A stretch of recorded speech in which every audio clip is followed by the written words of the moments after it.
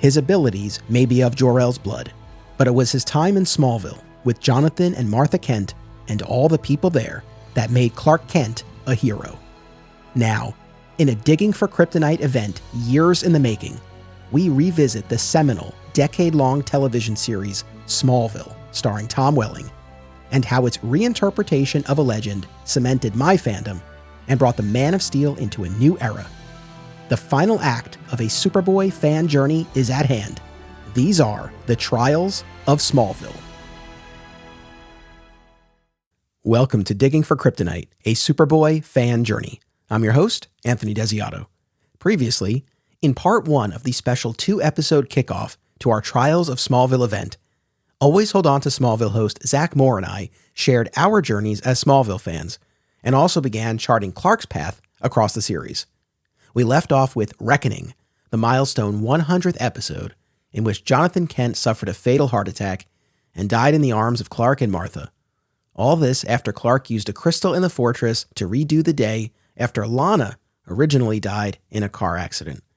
In subsequent episodes, Clark would drop out of college to run the farm, break up with Lana over multiple episodes, it seemed. We'll talk more about that in an upcoming episode of Digging for Kryptonite.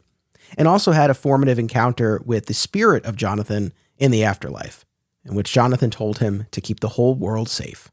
Now, in part 2 of our discussion, Zach and I will follow Clark from the end of season 5 throughout the remainder of the series, culminating in his becoming Superman in the series finale. I hope you enjoy. And now, let's jump right back in with part 2 of my conversation with Zach.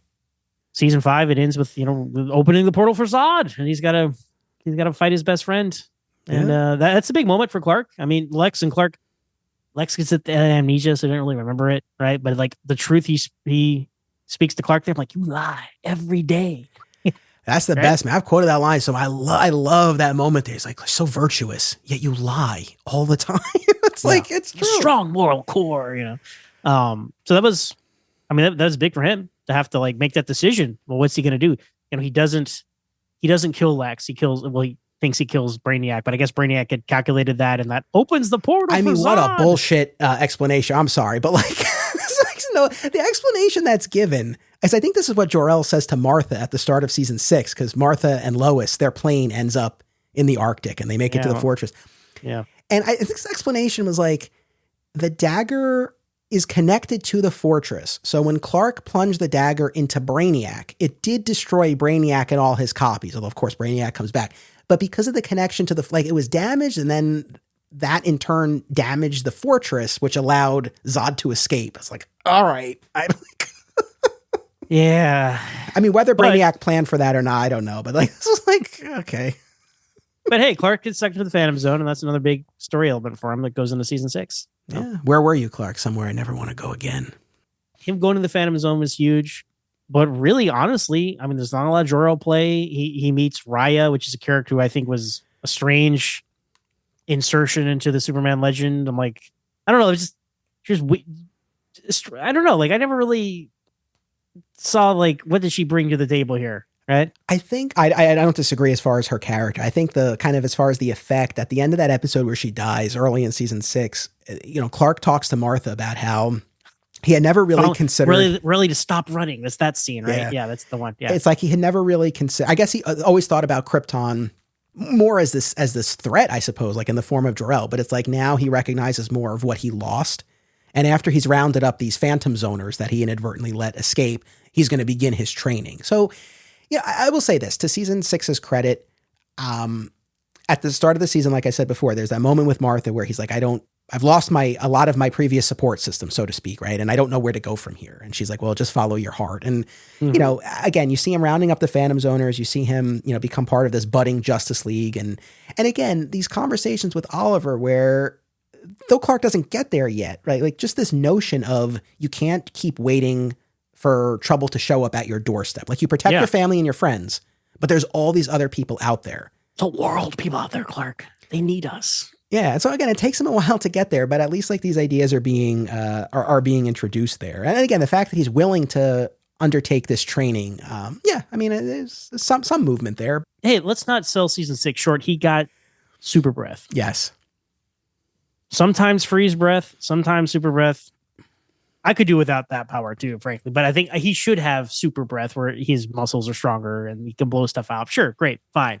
Fun episode. Not to the heights of Heat or X-Ray, but it's definitely above Whisper. As you can see, I just really don't like Whisper. But I think Sneeze was a nice balance of brought some whimsy and some fun back to these new powers, which is what the show needed at that point in time. It was a dark time. Yeah, I agree. Even the moment where it seems like he's about to sneeze and then with Chloe and then he's like, oh, I'm just kidding. Sense of humor. I love to see that. A little bit of that was good. It did make me sad though that we had all these other episodes where he developed his powers and the Kens helped him. And here at the beginning of it, Martha is the one, it's like, oh, you got to rest. And then Chloe essentially takes over in helping him figure out this new power, which is very, in keeping with the show at this point. But I don't know. Didn't love it. Yep. Fair. In fairness to Clark, at the start of season 7, after he thinks Lana's dead, like he plans to go to the fortress. He says goodbye to Lois. He's like, Ben Hubbard's going to run the farm. Hubbard. I'm going up north. And when he gets to the fortress, Jor-El is like, no, go back and look after Kara. We don't trust her. Trading begins with Kara. All right. Sure. So it's like the show gives you a reason in story for why he's not taking that step forward. But it is, it is a stall tactic. But I respect that they came up with something. Yeah, I do. Because he meets his cousin, which is huge. Meets his cousin. I love their interaction on the show. I think that's a great maturing thing for him to do. He becomes the Jonathan Kent here to her, and as he does for Connor Kent down the road. And so that when he's in that role, he really excels. And for as short as she's on the show, I really do like Clark and Kara's interactions. That was the thing, man. I realized I really liked this take on the character, but then you realize, look, it was a shortened season because of the writer strike that year. Although they still managed to get out 20, whereas a lot of other shows didn't get close to that. They got the most episodes out of any scripted show that season. Right on. Good for Smallville. But when you factor in the amount of time that Kara had amnesia, and then ultimately, didn't have her powers. Didn't have her powers. And then ultimately was replaced by Brainiac. It's like you didn't get a ton of just regular, Clark and Kara. But but no, I did like what we got of that and seeing him in that role and giving him some family back. Because at this point, Martha's left the show. She's living in Washington, D.C. Yeah. She's on phone calls only until season 9. I guess you'll talk about in the Lex episodes, but like Fracture is huge. And then, Arctic, he has his final confrontation with Lex Luthor, and it's kind of mediocre. And I'm really glad Rosamund came back, so they had one more scene. But there you go. Like the thing was like when Lionel dies, it's huge for him, right? And he's like, I'm gonna stop at nothing to stop Lex. And then the next episode, he's like, yeah, I was at the hospital with Lana all day. I'm like, dude, what are you doing? Like, this is exactly what we're talking about with the 2 steps forward, 3 steps back. Doesn't he say to Chloe, like, I don't care about Lex? Like, it does. But let's not. Descent is one of the best episodes of the show. Yes. And an incredible moment. I think the true end, if there was any true end to their friendship, although their friendship had ended years ago. So when Clark and Lex confront each other at Lionel's grave, because Lex had a closed funeral, nobody's there. He's in a simple pine box. He's disrespecting his dad as much as he possibly can. But Clark shows up anyway. Put some dirt on his grave. That's the evolution. Talk about the evolution of characters. Lionel, man, what an evolution. Lionel has become another father figure to Clark. He does the same thing to his grave. I mean, it's that stare they have at each other. That's fantastic stuff. So that's a proactive Clark there. There's some good stuff in season 7. The Apocalypse episode. That's episode 150. Tom Welling directed. I think we've singled out a lot of key episodes along the way, but certainly our premieres, our finales, and our milestone episodes, 100, 150, 200, you get a lot there. That's to show to the greater point of the show. They always delivered with those premieres, the finales, the big event number episodes. I mean, some finales and premieres are better than others, but I think the overall Smallville overall really delivered when it came to those big moments. Yeah. So maybe the series finale. Well, I will say with Apocalypse, like that's a Clark at a low moment. And, he says something there about how he's only brought, pain and death to the people around him. And that's something he said before. Even going back to the beginning when he realized that the meteor shower, he came in the meteor shower and a lot of his parents were killed. And of course the events at the end of season 2, like he's articulated this before, but this is at a point where Brainiac has come back in time and is going to try to kill Kal-El before he can leave Krypton. And Clark is willing to let that happen. He thinks everyone will be better off. So we get a very It's a Wonderful Life-esque Smallville episode.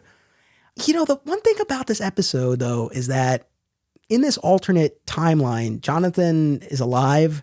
He and Martha are happy. They have a child who they've named Clark. Lana's alive. She's married someone. They have kids. Chloe's found someone. Obviously, we then see the turn where Lex is president and he's bringing the world to the brink of nuclear annihilation. So clearly the world is not better off. And I guess you need to have that turn. But I guess I didn't love that the takeaway with respect to the people in his life was that like, oh yeah, like they're great. They're great. But they kind of proved his point. Yeah. I guess it was a construct of Jor-El, right? That there wasn't really an alternate timeline or whatever. So like it's a little different. But yeah, it is kind of like, well, I mean, if everybody's happy, yeah. And would Lex's life really be like that if Clark wasn't around? I don't know. I think that's something to consider. Yeah. But again, it's all a program. It's all inside that dimension, inside that wall, inside that key. So I know. Don't think about it too much. But I think that shows you Clark's state of mind at that point, to your point, which is not in a great place. But he has this reinvigorated sense after this experience, which was the whole point. Yeah. So he goes back in time and puts himself in the spaceship, which is, I don't think people realize that. People talk about this enough.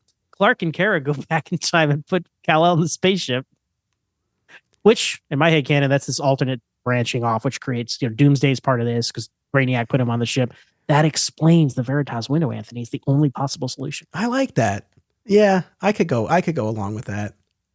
That essentially takes us to the end of season 7 and the culmination of this Veritas arc. This notion that there was this anticipation of this traveler from the stars, and there's this device that can be used to control the traveler. And Lex ultimately obtains it. It's this purple orb. And again, we have this final confrontation in the fortress. We'll talk about it when we do our Lex episode, but for the episodes leading up to it, it's like, Clark's going to be controlled. Like, what is that going to look like? And then, of course, when it's activated, the fortress collapses, and you find out at the beginning of season 8 that Clark's just been stripped of his powers, right? Like, that was Jor-El's way of controlling him. But another piece of Jor-El Kryptonian lore, right? That there's this orb that he sent as this failsafe in case Clark needed to be stopped, and this would be the way to do it. And you can activate it by getting it out of a clock in a World War II church. So it's very convoluted. But again, the writer strike, out of universe, like I give him a little more slack. Yeah. Season 7, but still, like, clearly they were like, I don't know, like, I know. Sure, let's do that. But what do you do with that information, right? When Rosamama's gone, so they got to do something in season 8. They're like, well, let's just have it take away his powers and we'll move on. We need this soft reboot. Clark needed it. So before we dive into that final iteration of Smallville seasons 8 through 10, just a couple of things I want to button up about the so-called dropout years. And it's mainly a couple of points that I think kind of go towards the same idea about the dichotomy of the show, especially during this period of time.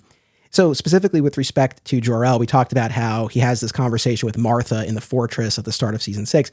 Notably, he thanks Martha. It's perhaps the warmest side of Jor-El, AI Jor-El, that we've seen on the show at that point. And it's such a far cry from the conversation that he had with Jonathan at the start of season 3 in the caves. I am his father, right? Exactly. And we had that patron question about how do we account for the changes in AI Jor-El over the years? And I think we had gotten at a couple of theories about maybe the AI is evolving. Maybe there's a difference between the AI in the cave versus when the fortress is erected. I also can't help but think maybe there's a difference when we're talking about Jor-El versus Clark's adoptive father versus mother. Even though he's this cold AI program, maybe there's a little bit of something there where he can't acknowledge Clark's other father, at least not yet, but he has an easier time with Martha. I don't know. That all makes sense. I think it's interesting that we even got a scene between Martha and Jor-El. The only scene, and there is shades of the series finale Jor-El of it was Jonathan and Martha Kent and all the people there, right? It's the same energy here, right? That's the thing. That's why I wanted to just circle back to that, because I feel like if there's any precursor to that moment we get in the series finale, perhaps it's that scene with Martha. Now, again, dichotomy. There's that warm moment with Martha, but then there's also this bit in season 7 where Jor-El gives Clark a timeout. He literally puts him on ice. He freezes him in the fortress when Clark disobeys him and activates the crystal that brings forth the clones of Lara and Zor-El. So still very much within that tough love vein of Jor-El. Mm-hmm. They were walking a fine line here, and it's fun to speculate as fans how this all fits together, right? Because this conversation, all these conversations we're having are about this journey, the journey of the characters, the journey of Smallville. They didn't have it mapped out, y'all. I mean, let's be honest about it. But it's fun to try and piece it together. And I think, things are vague enough where it's kind of open to interpretation, where we can, project some fan theories on things and patch it all together. And that's what we're doing here. Yeah, absolutely. And I think especially we talked a lot about the end of season 2, season 3, all of this, you must fulfill your destiny, you must leave Smallville. Then we get into the stone business. And then really during these dropout years, it is pretty nebulous. So again, I think open to interpretation. They left themselves some wiggle room. There's just a lot of talk about his destiny, his purpose. It's never explicitly articulated until we get into business about needing to stop Zod or needing to watch over Kara. But otherwise, it's pretty general as far as what Jor-El is sort of directing him to do. And then the other big thing, and again, we got at this, but just to kind of hammer it home, the dichotomy within Clark, because I think in those dropout years, you see a couple of things at play. On the one hand, there are instances like we talked about where he's acknowledging this other side of himself that he hadn't previously. After Raya dies and he talks about his Kryptonian side and he's going to go to the fortress. He's going to train after he rounds up the zoners. And he does that at the start of season 7. He shows up and it's only because Jor-El is like, no, you got to go back and watch over Kara that he leaves. So there's that. Yet throughout seasons 5, 6, and 7, you still have a Clark who longs to be normal, longs to be human, and takes or relishes those opportunities when they present themselves. When he loses his powers at the start of season 5 and he's normal and he's having a full relationship and all that entails with Lana, Indeed. He's happy and he's relieved. And even when we move into season 7, circling back to Lana, when they're together again, blue kryptonite seems to be pretty appealing to him, this notion of being able to suppress his powers. And like we talked about, it's all the characters around him. It's Martha saying, we need heroes to inspire us. It's Ollie saying, hey, there's a whole world out there. It's Lana saying, hey, you could be an inspiration to millions of people. Versus Clark, again, comfortable and at home on the farm, and especially when we get into those domestic situations with Lana. So I think I bring all this up again just to say when you and I and other fans and critics, I think, talk about one step forward, two steps back with Smallville, I think maybe that what we're talking about now, that those are some representations of that.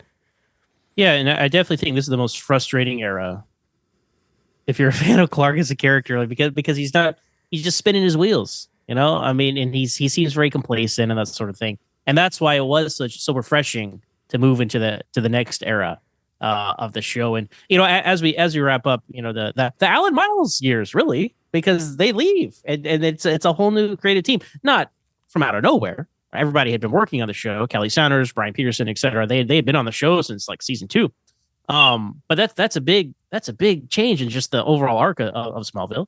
And, I guess, Lana leaves, Lex leaves. These are all things that bleed into season 8. And we'll talk about it. But, after this, there are no new powers, Anthony. There's no new devoted episode titled season 4. There's no devoted episode to like, hey, I got this power. I got to figure it out. Now, there is one in, season 9, Echo, where he gets mind reading, but Jor-El gives that to him. I don't really count that.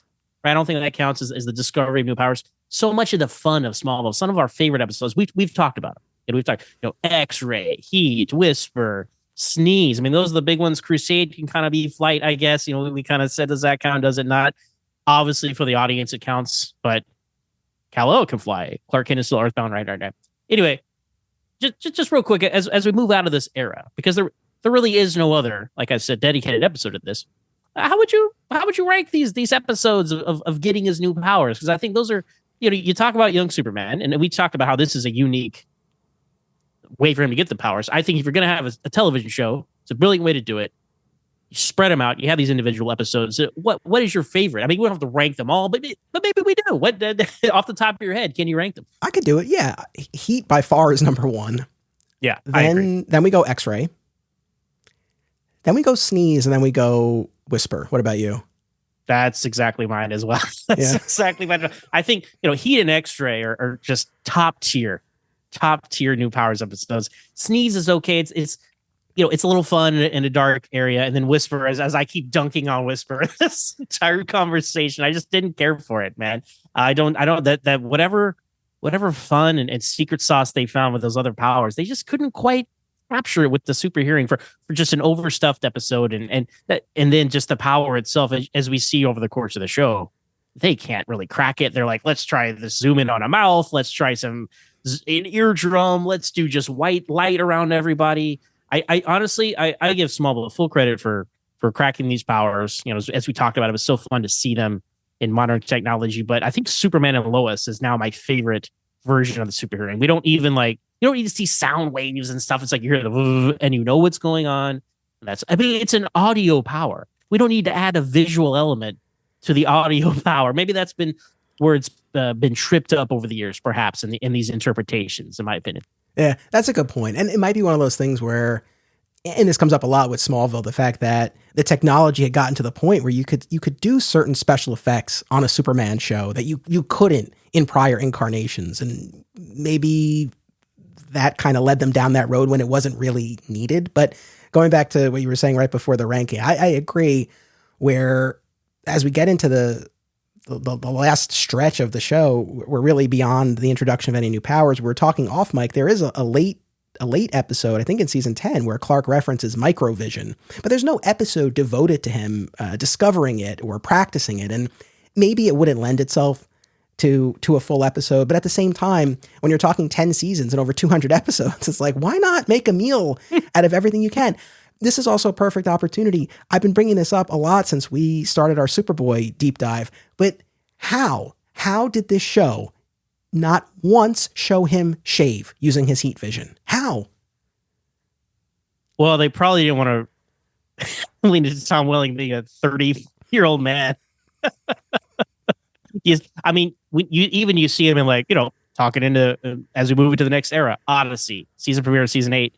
Got a 5 o'clock shadow. He's been in Russia or whatever doing stuff, and he's lost his powers, so he shaved a little bit. And wow, Tom, you straight off the set of The Fog, he looks like. So that would really break the immersion. But yeah, that's just a little fun scene. The Smallville equivalent to that is him making the toast. You know, that's what I think. The everyday use of the heat vision and the reflection or whatever that we see him shave with.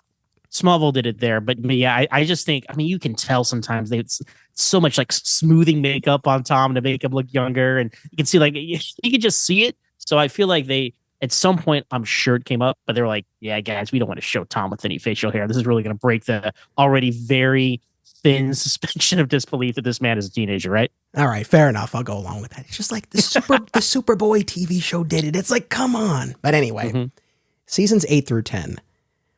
We talked a lot about how Reckoning, the 100th episode, is this line in the sand. It's this watershed moment for the show. I don't disagree with any of that. However, I would argue the premiere of season 8, Odyssey, is the biggest pivot point in the entire series. Agree, disagree? How do you feel?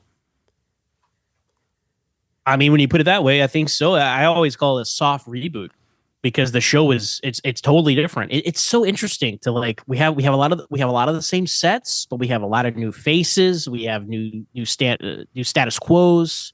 It's a monumental shift, because even 5 through 7, Clark lives on the farm, right? There's the Lex is there, Lana is there, right? The Kents are one by one they leave. Lionel leaves, but Luthor Corp is there's still Luthors around.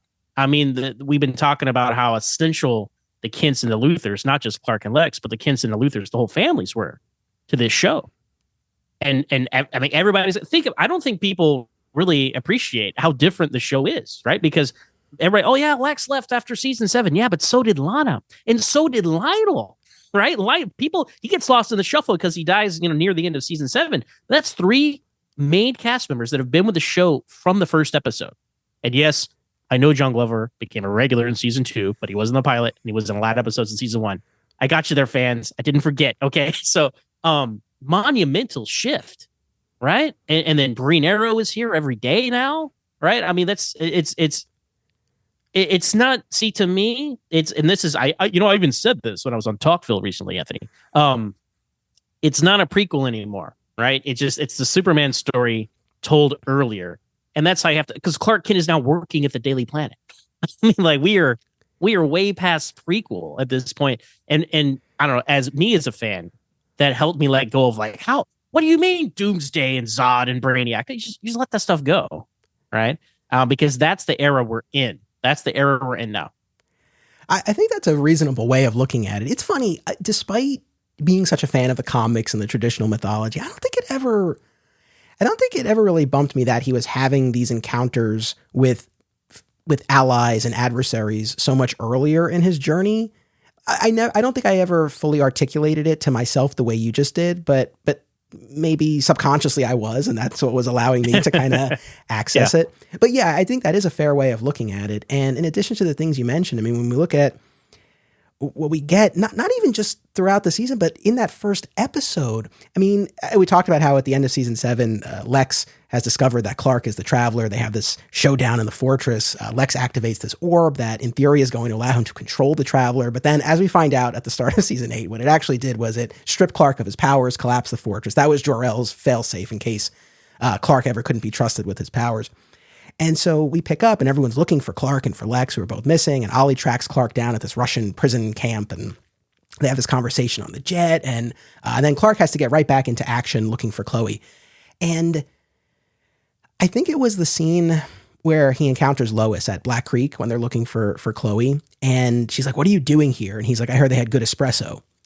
And that's a small moment, but I remember saying to myself, who the F is this guy and where has he been for the past 2.5 seasons? Because following Jonathan's death, and understandably, like whether this was really conscious on the show's part, I imagine at least to an extent it was, or it just kind of happened, Clark became a lot more stoic, I feel, in the previous seasons. Now, in fairness, I think Lois always kind of allowed him to access a lighter side of himself, in fairness. But still, for him to drop that little joke about the espresso, it just felt like, okay, something's going on here, right? Yeah. Yeah, and I feel like Tom Welling was a big proponent of that too, like pushing Clark forward, the relation, the chemistry with Lois, that kind of back and forth, like, hey, this is work. Let's lean into this, right? And because I'm sure he saw, like, man, I haven't really progressed as a character in 3 seasons. So adding that shade of just personality, even, right? Yeah, and we see that followed up in the final scene of the episode there, where he's at the Daily Planet. He's taken this job, squeaking the chair. Oh, I'm sorry, is this bothering you? And that banter, it's like the character has come back to life. But more importantly, and this is the main thing I want to say about Odyssey, and I give our new quartet of showrunners at the start of season 8 a lot of credit here, because he has 3, as we called him back in the day. Yes. Right on.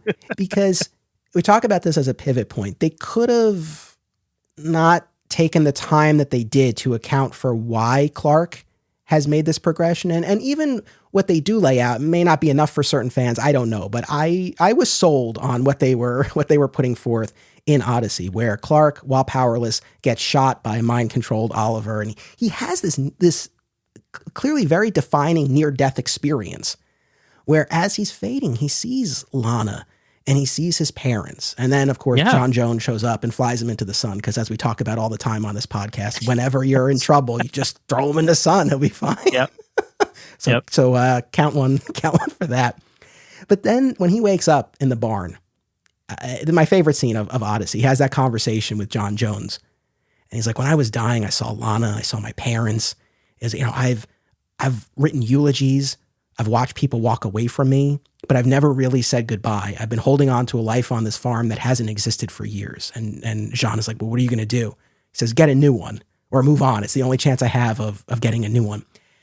And that to me went such a long way towards accounting for why he takes the job at the Daily Planet. He wants to be in the middle of the action. He starts getting proactive in actually patrolling, not just waiting for people to come to him, but actually patrolling, starting to develop this dual guise of the red, blue blur. I mean, did you feel like it was a satisfying enough accounting on the show's part for why he's taken this step? I did, because you needed to address it in the story. You needed to have him verbalize those internal thoughts. Because if not, we'd be on message boards saying, well, maybe much the same way we speculated about how Jor-El changed. We'd be speculating about how Clark changed. But no, I mean, Martian Manhunter, I mean, he one of his few ally confidants around left, right, at this point. So it makes sense that he would talk to him about that sort of thing. And Martian Manhunter has a unique perspective, having known Jor-El, etc. So that's the perfect kind of guy for him to have this new mission statement towards. And I really appreciate it, right? I mean, I don't know what this is the 8th season. You do some math. I'm a senior in college. I'm like, yeah, Clark, move on with your life, man. You know? So as we would talk about what a great role model this Clark Kent is, right? You want somebody that's like more assertive and a man of action and like not just kind of stagnating, on the farm, right? And that's the difference. We kick it into the next gear in this episode. That's the thing, and this is why I give them credit, because I could be wrong. I don't imagine that as anyone was writing seasons 6 and 7, they were writing it with the idea of, okay, we're going to show him kind of stuck a little bit, and then we're going to make a big point about how he's pushing past that. I don't think that was really the case. I think this was a matter of the new showrunners taking over and kind of looking back on that previous iteration of the show that you and I have spent a lot of time talking about, and kind of recontextualizing it, reframing it, and actually kind of looking back to see, okay, what were those seasons saying, or what can we say they meant? And I think this whole idea of Clark has been holding on, Clark hasn't been moving forward, I think that's a fair assessment of those prior seasons. And so now this allows him to get beyond that. So it really and it does make sense. Yeah, no, and it does make sense that he experienced a huge trauma, right? His dad died. And he lost Lana to Lex for a while, but he finally got Lana back, but then his mom moved, right? So he would be like, as he says, holding on to a life that doesn't exist anymore. Like you would be like more protective about like, oh no, like I gotta, so much I love is gone. I gotta hold on to what I still have, right? And now it just having been forced out of his old life by all these other circumstances. And hey, that's true to real life too. I mean, there's a little contrived TV writing to get him where he needs to be, but I think that's an actual like real life situation that a lot of people find themselves in different levels, of course, but I think that too is relatable. Yeah, absolutely. And I appreciated the character and the show, but especially Clark taking stock of all of these people who have died or left. I mean, even going back to the end of season 3 when Pete leaves, right? And then, the death of Jonathan, and Martha leaves, and Lex and Lana and Lionel, all these people in his life. I guess we'd be remiss if I didn't point this out. And we'll talk more about this when we get into the ship wars episode that we're going to do. But it is notable that some of the biggest steps that Clark takes or is willing to take do happen when Lana's not in the picture. Like that conversation after Raya dies about, I'm going to go to the fortress. At that point in time, Lana is with Lex. And then similarly at the start of season 7, when he actually goes to the fortress, Lana is presumed dead. And here now, he's gotten this breakup video from Lana at the end of season 7. Of course, we'll find out there was more going on behind the scenes and why she did that and everything. But as far as he knows, like she's broken things off and that's that. So yet another instance where Lana being out of the picture seems to be a key piece of him moving forward. But I still don't want to take away from what Clark accomplishes here, because it really is tremendous. Yeah, and it is unfortunate how that correlates a lot of the time, right? It's just how it is, because look, we all loved Clark and Lana at the start. And then as it went on, your mileage may vary. I became a Chloe guy, so I was a big Clark and Chloe guy after that. So whenever him and Lana got together, I was like, yeah. Now, season 5, I really enjoyed the beginning of season 5 where he didn't have his powers and they were happy. And then, but so by the time they got together finally in season 7, which is the longest stretch of the relationship, I don't know. Like I was kind of done with it as well. So I was happy to see her leave. That does a disservice to the character of Lana Lang, I think. It not just the character in general, the character on the show, sadly. And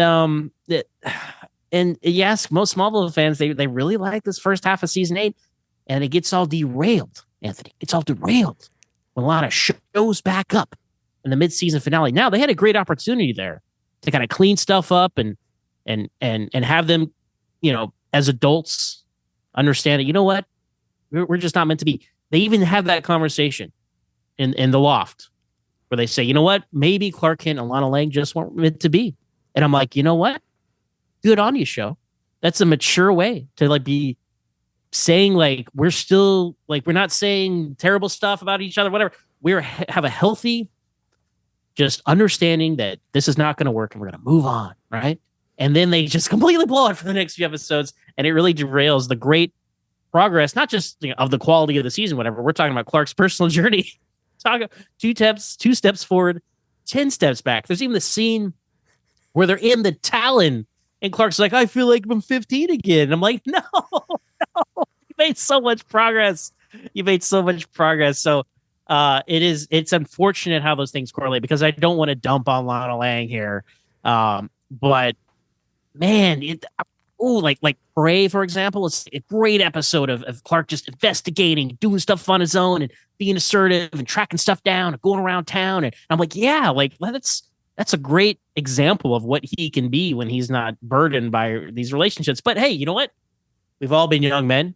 We all know the effect women can have on us. So we can't be too hard on Clark as well.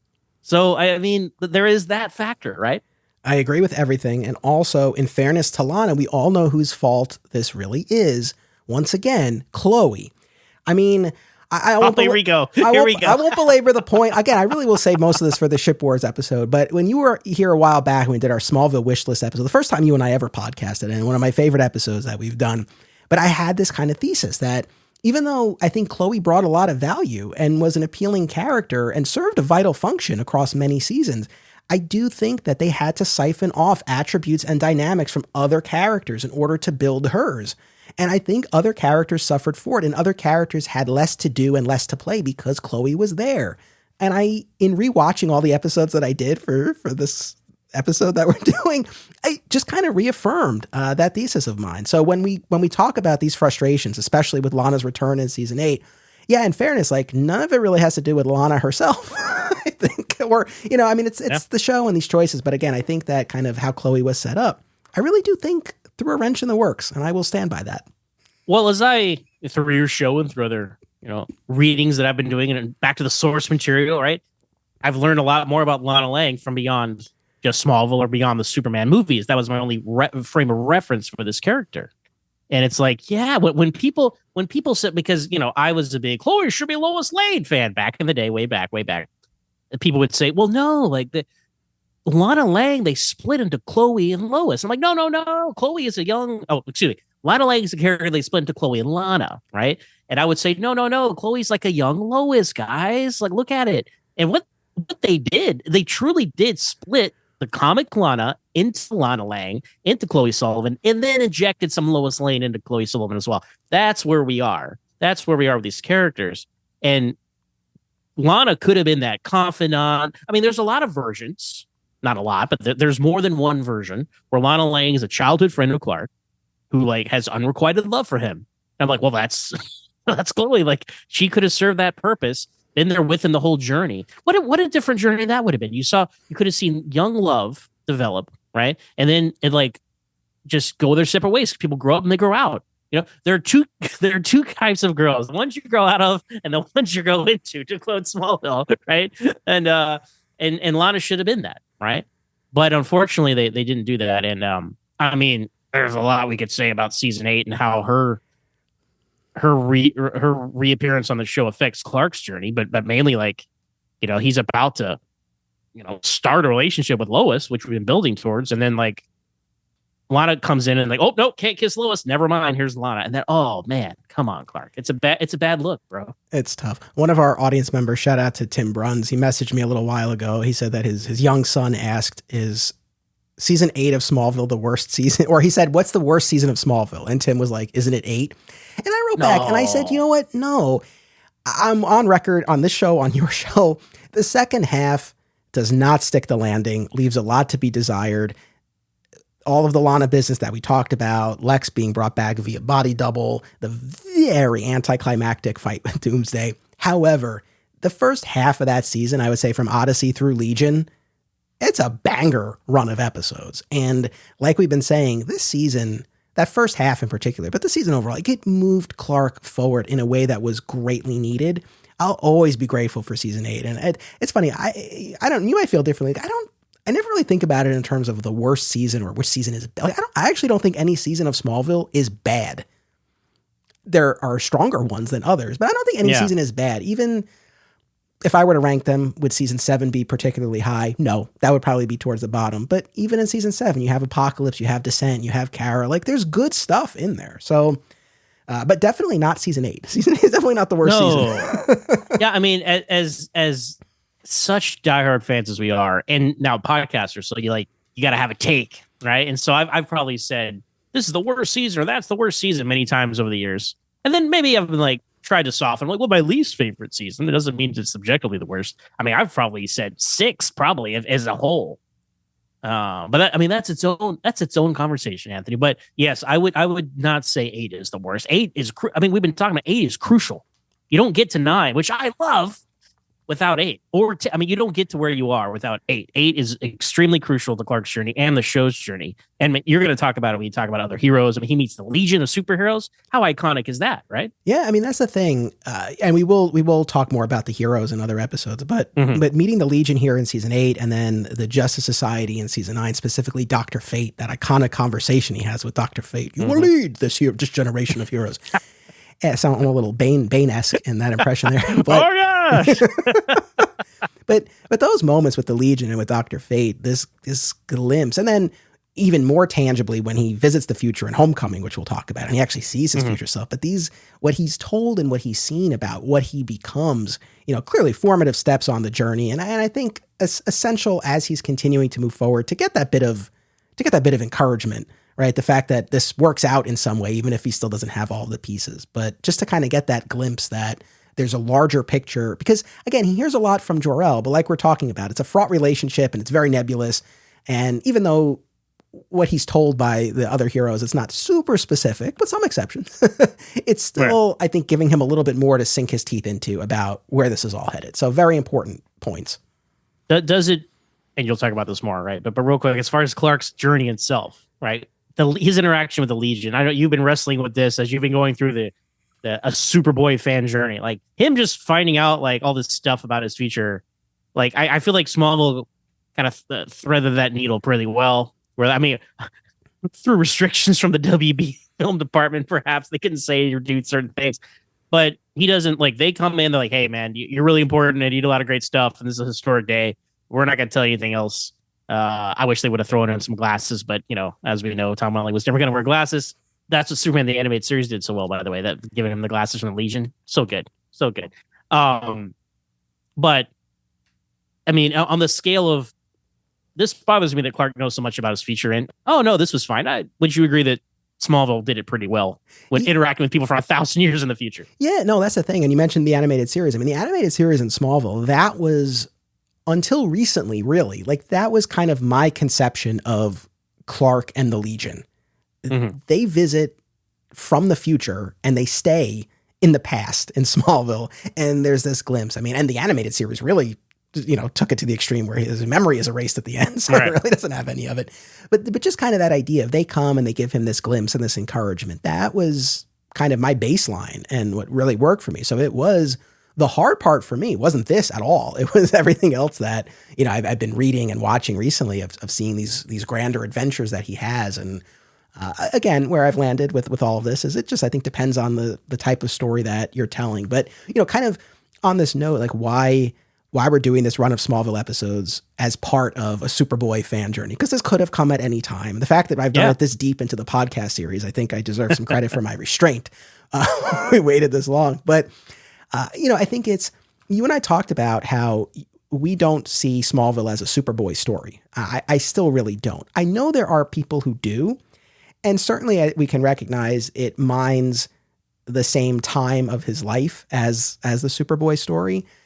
And more generally, I think the way I've come to look at all of this is there are different ways that Clark Kent learns to become Superman. And him being Superboy, whether a publicly known, globally recognized Superboy like we got in the pre-Crisis comics or the Superboy TV series, or the Jeff Johns take where he's the suburban myth operating in secret, either way, Clark being Superboy, full-on Superboy, that's one way to go. We could have him traveling the world like the post-Crisis comics. We could have him learning on the job like in Zack Snyder's Man of Steel. I know he also traveled the world there, but still. Or something, or Superman the movie, he just trains in the fortress for years, or what we got here on Smallville, right? Like the Smallville TV show represents another way probably ultimately in my heart, my preferred way of how he learns to become Superman. He has this gauntlet of trials over the course of 10 seasons.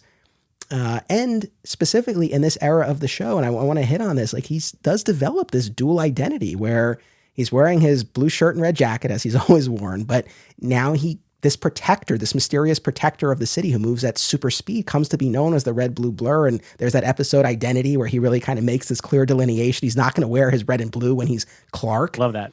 Yeah. I mean, yeah, just let me ask, just generally speaking, this notion of this proto superhero guise or identity. I mean, how do you feel about how this fits into this version of our hero and just kind of the larger Superman story? Well, I think you make a great point. I think Superboy, that here is him being the Blur. That's what that is. That serves that same function, occupies that same space. So that's that. When he started wearing the blue shirt, red jacket, I thought that was cool. Like in season 2, because it would be like a key to a few random times, like in Visage, where he's fighting himself, the Tina Greer. I'm like, oh, that's cool. It's the two Clarks, and we can tell them apart, right? And then he meets Christopher Reeve and Rosetta. He's wearing, oh, look at that proto Superman costume. And then I started to realize, oh, like for all the finales and premieres, it's like, oh, okay, he's gonna be wearing that. And then it became literally every third episode, to the point where I have a counter on my podcast about it. By the way, red jacket, blue shirt. And I didn't do the opposite, which was also kind of annoying after a time. The blue jacket, red shirt, and they started doing that at the same time, and then they bring in Bizarro, and they're like, "Well, that's his thing." I'm like, "Well, can it?" Because anyway, now I'm going down a rabbit hole. But I thought it was a cool idea, and if him embracing that as his costume in season 8, fine, great. Like he's like, "Hey, I wear this all the time. It's my thing." That they've captured this red blue blur, so I'll lean into that. As you mentioned, Identity. I love where he laid out all the clothes and like, okay, I can't wear that anymore. And I really loved how finally he wasn't like and I know Superman is a cartoon character, so this sounds strange to say. He wasn't a cartoon character anymore, just wearing the same thing every other day. Because if you look at like the first 2, maybe 3 seasons of the show, he's wearing plaid, he's wearing brown jackets, he's wearing this, he's wearing a sweater, like a normal human being, And then you get to season 8, and he's kind of grown up too. Now he's wearing a tie, like just his fashion evolution. I really appreciated it in season 8, if nothing else. And that's predicated by, I need to separate these two identities. If he didn't have the need for that, he would still be wearing that blue shirt, red jacket. So I think those kind of feed into each other. And I'm very glad the show shifted in that direction. And we talked about how we were impacted personally by the show, including in our wardrobe choice. You won't be shocked to know that in season 8, I started wearing a lot of, gray and white, just like Clark.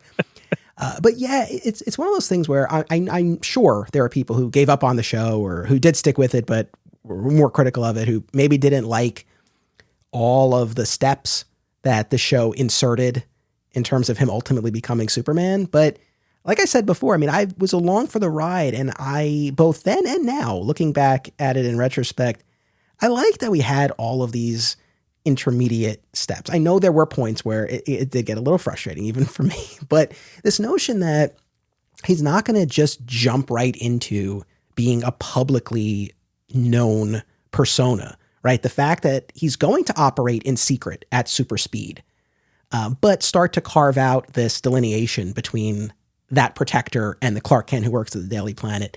Like, I love it. I think it makes sense. And especially as outlandish as the show could be, still a relatively grounded take on the show. And especially when we go back to those early seasons, which were particularly grounded, like this felt like a natural intermediate step before full on Superman. So yeah, I liked this a lot. It made a lot of sense to me. Yeah, I don't think it's necessary in every version. Right? No. I think sometimes it's okay if he just shows up and Jor-El gives him a costume, which happens in the Christopher Reeve and the Henry Cavill movies, right? But look, it's about the journey, not the destination. On a show like Smallville, and all we want to see with Tom Welling wear a costume aside, if you give him a costume, the show's over. Like that's it, and you want to keep going on this journey. So what do? You know what? Creative minds behind this show, man, make it stretching that out and making it make sense, like you said. Yeah. Now, again, I think there was a lot they accounted for in terms of Clark's shift at the start of the season. Clark taking the job at the Daily Planet, it works in the context of what he says to Lois. He's like, I want to be in the middle of the action. And that's really the function that I feel Clark at the Daily Planet serves in this final era of the show. It's not necessarily he's got this great passion for journalism, but it allows him to hear about things and have an excuse to be rushing into these situations. And it's fine. I think it works well enough. Rewriting the show years later, it's like, yeah, it would have been cool if, again, he had stayed in college and he worked for the college paper, like on the Superboy TV show, because you had him with the torch at the beginning of the show. So I just would have liked if that thread had been continued as opposed to just abandoned for years. Yeah, because, I mean, obviously you have your George Reeves podcast, another exciting episode, The Adventures of Superman. And that's like, hey, Clark Kent, journalist guy, doing journalist things. Great. Lois and Clark Kent guy, journalist guy, doing journalist things. Great. Like, that is a missing element of this show. And I think they really could have mined that for even more just episodic one-off episodes. Like, oh, Lois Lane, and here Mr. Clark Kent, I need some help. The people upstairs wouldn't hear my story. Maybe you will. And sure, Lois, we should look into this. Like, some end to some stories they kind of missed because everything was so big picture. Everything was so doomsday, dark side. And that's great. You need that for the arc of the season. But they did miss a beat there where I think you could have really seen, like, have a conversation with Chloe. Like, you know what? I really like this journalism thing. I did it just as a front, but now I'm really being able to help people, not just with my powers, but with my writing. And like, now Lois goes on her journalism journey. They do a good job with that now, right? They completely squandered that until now, which is another key moment of season 8. But Clark, he never really goes on that. Like you said, they set him up at the school newspaper. I mean, I was on the school newspaper because, Clark Kent. I mean, come on, man. So that is a missed opportunity. But they had so much else going on, right? So maybe that's why that kind of slipped through. Fat Moose Comics is New Jersey's best and oldest comic book store. Established in 1982 and under new ownership since 2020, Moose sells a wide selection of comics from every publisher and time period, along with action figures, graphic novels, posters, statues, and more. If you're looking for something and they don't have it, they can probably get it for you. They know a guy. Visit Fat Moose in Whippany the next time you're in the Garden State, and be sure to reach out via the Fat Moose Comics Facebook page. Creator and podcaster Perry Constantine, host of Superhero Cinephiles, has a special offer for listeners of this podcast. Visit percivalconstantine.com/DFK or click the link in the show notes. Fill out the form and then get 2 free novels and 1 free superhero short story. The novels are Vanguard, Heroes Forged, an Avengers-inspired team of superheroes, and Ronin Born, a cyberpunk superhero novel set in a futuristic, fascist Japan. The short story is Omega Knights, Fire and Lightning, a Power Rangers-inspired prequel to an upcoming serial. Take advantage of this offer today, and be sure to catch Superhero Cinephiles on all major podcast platforms. This podcast is an affiliate of BCW Supplies. The next time you need to restock on comic book bags, boards, boxes, and more, be sure to use promo code FSP to save 10% on your order. That's FSP for Flat Squirrel Productions. It helps support the show, too. We've hit on a lot about season 8, but the other big thing, and I was really thinking about this, it's so funny when you look at seasons 5, 6, 7, and 8. Any one of those seasons at the outset could have been the final season, if I'm not mistaken. And I think the producers were well aware of that, right? Well, no, I think so. And I think narratively, you tweak a few things. You tweak a few things in every season finale, and they work there, except 6. 6 is kind of an I feel like maybe they knew they were getting a 7 a lot sooner that season for whatever reason, because there was nothing leading towards the end at that point. But the end of 5, the end of 7, the end of 8, absolutely, you tweak a couple things. That could be a series finale. And as we joked about, Anthony, like, Clark, your island's still out there. That's doomsday. Exactly. Well, because I feel like, I know Alan Miles have only ever said so much about what they intended. I think not that long ago, they did an interview. I guess an idea they had for the series finale was a future framing sequence where reporter Clark is interviewing President Lex. Right. It's so good. I know. It would have been so good. Okay. But otherwise, I think when you look at their era of the show, and especially seasons 5, 6, and 7, I think it's pretty clear. I don't, tell me if you disagree, that the way they would have essentially ended is like, I think Clark would have gone right out of Superman the movie. I think Clark would have gone to the fortress And we would have had a massive time jump. And I think that's why season 5 starts with the fortress. Season 6, early on, he's like, oh, I'm going to go for my training. Season 7, he's like, oh, I'm going to go for my training. And then he's like, oh, go take care of Kara. Okay. I think he would have just circled back to the, I think that's what those years, if it had ended after any one of them, I think that would have been it. Oh, I agree. 100%. I mean, again, remember, Superman the movie was the template for a lot of a lot of the inspiration for the show, as well as Superman for all seasons. But I mean, that's what happens, right? He's this kind of outcast in Smallville. He's had some, wisdom from Jonathan Kent. He says goodbye to his mom, goes up north, and then he's gone for 12 years and he flies out of Superman. And that's a great way. I mean, honestly, that's also a great way to explain, like, oh, well, you didn't have glasses, but you're older now. Like you're an 18-year-old. You look that different when you're 30. I don't know, but at least there's some suspension of disbelief, separation between that. So you don't see Clark Kent walking around with glasses, and then 2 weeks later, there's Superman. Yeah, for example, I think that would have aided them in their, because when you do time jumps, you can kind of hand wave a lot of stuff, and I think that's another factor. Because even in the show's current form, the series finale still has a time jump, which I think was kind of unnecessary. But I understand the reasons they did certain things but anyway, we'll get to the finale here. But I agree with you. I think going to the fortress and a time jump was always going to happen in this show, always. Yeah, but again, now we're in this era. We have new showrunners, and clearly they've demonstrated from the outset this willingness to shift the action to Metropolis, to put him at the Daily Planet, to develop the relationship with Lois, to develop this superhero persona. So we've really moved forward. But still, on this note of each season for a while could have been the last one. You look at season 8 from the outset, and especially as it progresses, clearly, and we've talked about this, they were setting Doomsday up to be his final test, his island, as Oliver puts it early on. I don't know why we both latched on. We love that. Your island is still out there. Your island is still out there. As if you're going to do this, that works for me. Because instead of the rebirth of Superman, it's the birth of Superman. And I can totally be on board with that. And I was excited about that at the time, Anthony. I thought, that's really clever. Good job, y'all. Yeah, no, I think it could have worked. And along the way, the other big moment that I do want to hit on is the episode Abyss, where Clark retrieves the master crystal and is able to resurrect the fortress and AI Jor-El. And if there's, aside from your island is still out there, if there's any shred of evidence that they were eyeing an endgame in season 8, it's that interaction between Clark and Jor-El in that episode. Because in fairness, though, it's not like just flipping a switch. Clark does actually advocate for himself, where he said, they talk about all the business with the orb. You have matured, my son. Yes. Yeah, your trials have matured you. And he talks about how, I don't just protect my friends and family. I know what it means to protect people now. And you need to stop treating me like your enemy. I'm your son. And this is the episode where Jor-El seemingly cures Chloe of the Brainiac infection, and Clark has Jor-El remove her memory of his secret, and Jor-El commends Clark. Because that's the other big thing with Jor-El, is that he's really trying to cure his son of human emotion and to think more coldly and logically and more in the Kryptonian way. And I guess he sees that in Clark's decision to erase Chloe's memory. But their interaction in that episode ends with Clark calling Jor-El father.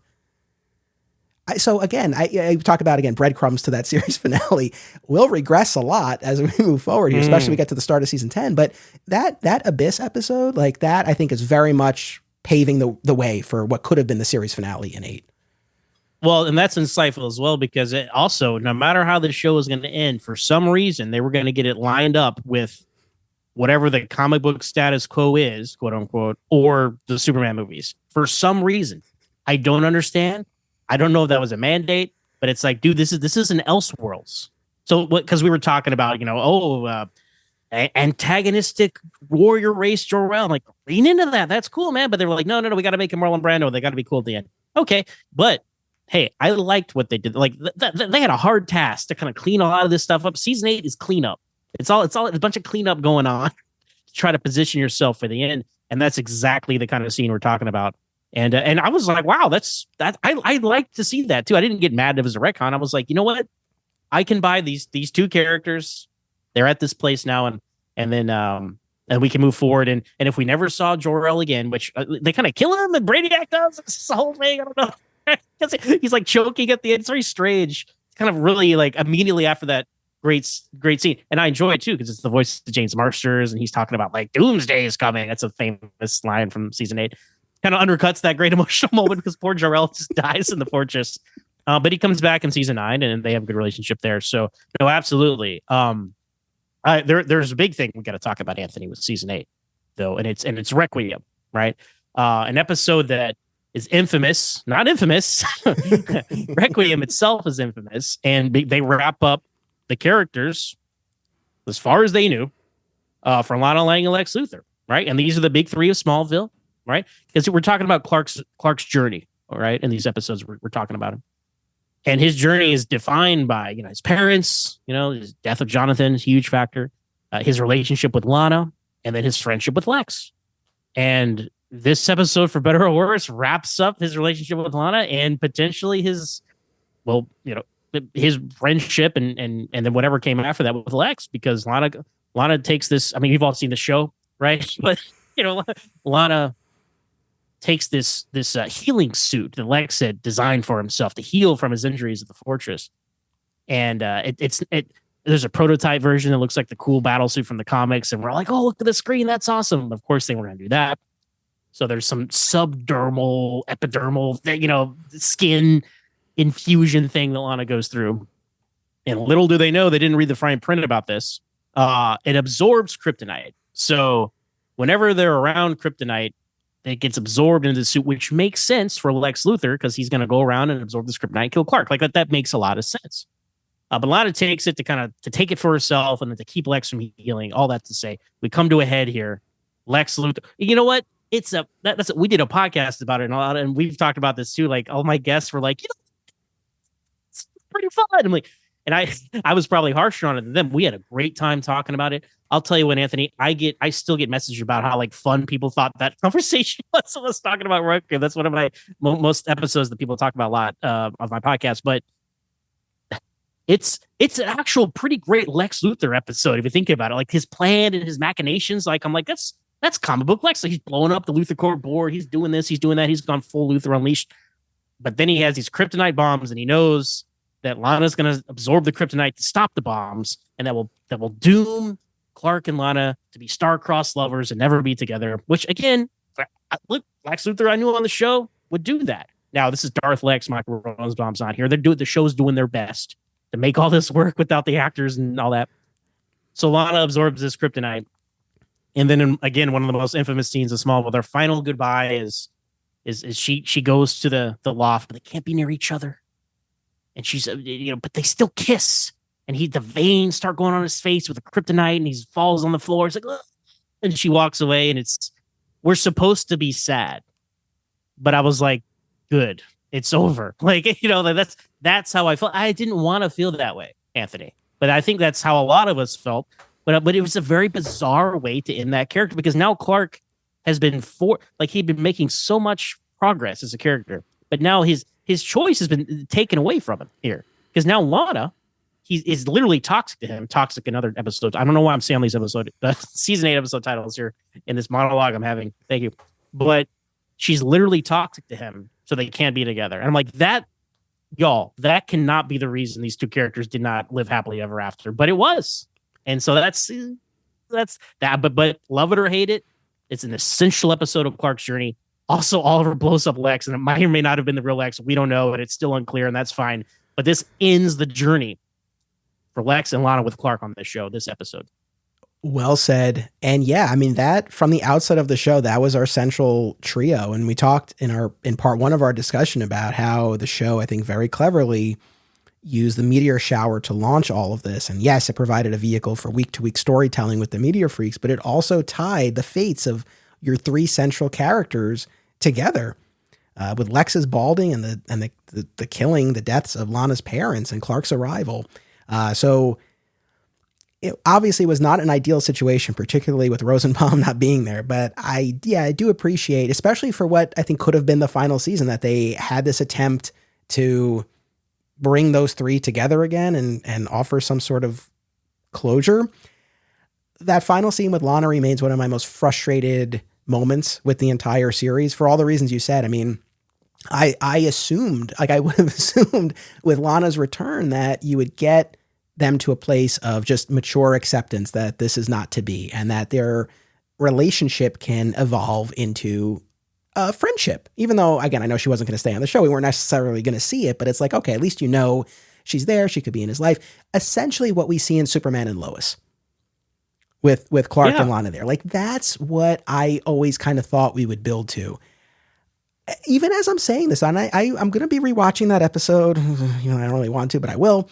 And I'm gonna reconsider it a little bit, because we keep talking about how this show is its own thing and does plant some flags in the sand there. And maybe this is one, like, this is a different take on their dynamic. It's not one that I was expecting and still I don't really want, but this was their interpretation of their relationship. So I don't know. You know how you should feel. Have you seen La La Land, Anthony? Yes. The movie La La Land. Okay. How you should feel with this couple is there's a final scene in La La Land. Spoilers for a great film. Go check it out. Skip ahead 30 seconds if you don't want to be spoiled about the end of La La Land. But you ready? Skip ahead. Okay. Now, Ryan Gosling and Emma Stone. The whole movie is about this relationship, and they don't end up together. It's actually a very powerful ending. I became emotional about it too. And you see this whole what if scenario, and it's very beautifully done, right? But at the end of the movie, they don't end up together. And he's a musician, and she happens to wander to his club with her now husband, right? And they make eye contact, and they see each other. And he nods at her and smiles, and she nods at him and smiles. And they know that, and the reason their relationship didn't work out is their lives were just on different paths, right? And he knows that she has achieved her dreams, and she sees that he has achieved his dreams, and they had all worked out, and they give each other a nod. And it's this melancholy, sad, but kind of triumphant ending. It's a lot of emotions, but like, that's what you needed for Clark and Lana. Because I remember there was a quote from Alan Miles, or both of them, way back when the show started. Like, the saddest thing about Smallville is Clark and Lana don't end up together. And by the time we got here, I feel like I speak for a majority of Smallville fans. Maybe I'm wrong, but I feel like I speak for a majority of Smallville fans who were like, you know what? I was so happy that we just moved on, because they're trying to sell us on Clark and Lois, which we know is Endgame, and this just interrupts it, right? And so that's the kind of feeling I wanted to have at the end of the relationship, not the feeling we got here. But you know what? Like I said, for better or worse, they wrapped it up. I two quick things. One is, like we said, I mean, this was a far more involved romance throughout the series with Lana than we had ever seen anywhere else. So in fairness to the show, maybe that required a different ending. Again, I still am exceedingly mixed on Requiem, but in fairness to the show, like, this was a different take on the relationship. The other thing is, how relieved are you that Smallville came before Arrow? Because had it been flipped, ain't no guarantees ending up with Lois. I mean, that's very true. I mean, look, I'm the guy who was always like, maybe they should make Chloe Lois and Clark ends up with her. And then I see Arrow. I'm like, well, maybe they were smart to stick to canon. Absolutely. I mean, we probably said it earlier in this conversation. We talk about Smallville so much, I lose track. But like, I'm sure there are a lot of people watching this show that really thought Clark and Lana were going to end up together. And I can't blame them if they watch this show. Exactly. But anyway, so all this talk about how they were building towards a conclusion here. And right. I think they were. A lot of pieces were in place in Clark's journey. But then we had a huge pivot at the start of season 8. And we have another pivot at the end of season 8, because in this attempt to stop Doomsday while preserving his human half, Davis Bloom, the paramedic, Clark uses black kryptonite. In fairness, Clark tried a lot. He tried to send Doomsday to the Phantom Zone. He tried to use black kryptonite to split them. I stand by Clark. He was doing his best, I feel.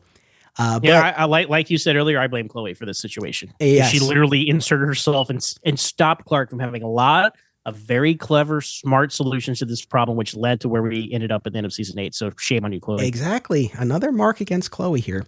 But in the end, unfortunately, it's Davis Bloom, the human side of the Doomsday creature, who kills Henry James Olsen. And I'm not laughing that he died. I'm laughing at the Henry James Olsen part, in case it's not clear. It's like, man, Anthony really hates Jimmy. But this is something that, and of course, as we've talked about, like, this is right after Jimmy has found out Clark's secret. And it seemingly was teeing up this great season 9 where the two of them could truly be pals and Jimmy could help, a la Pete in the early seasons. But that's not the direction they went. And instead, Jimmy Jimmy lost his life, and Clark, they all blame themselves and for various reasons.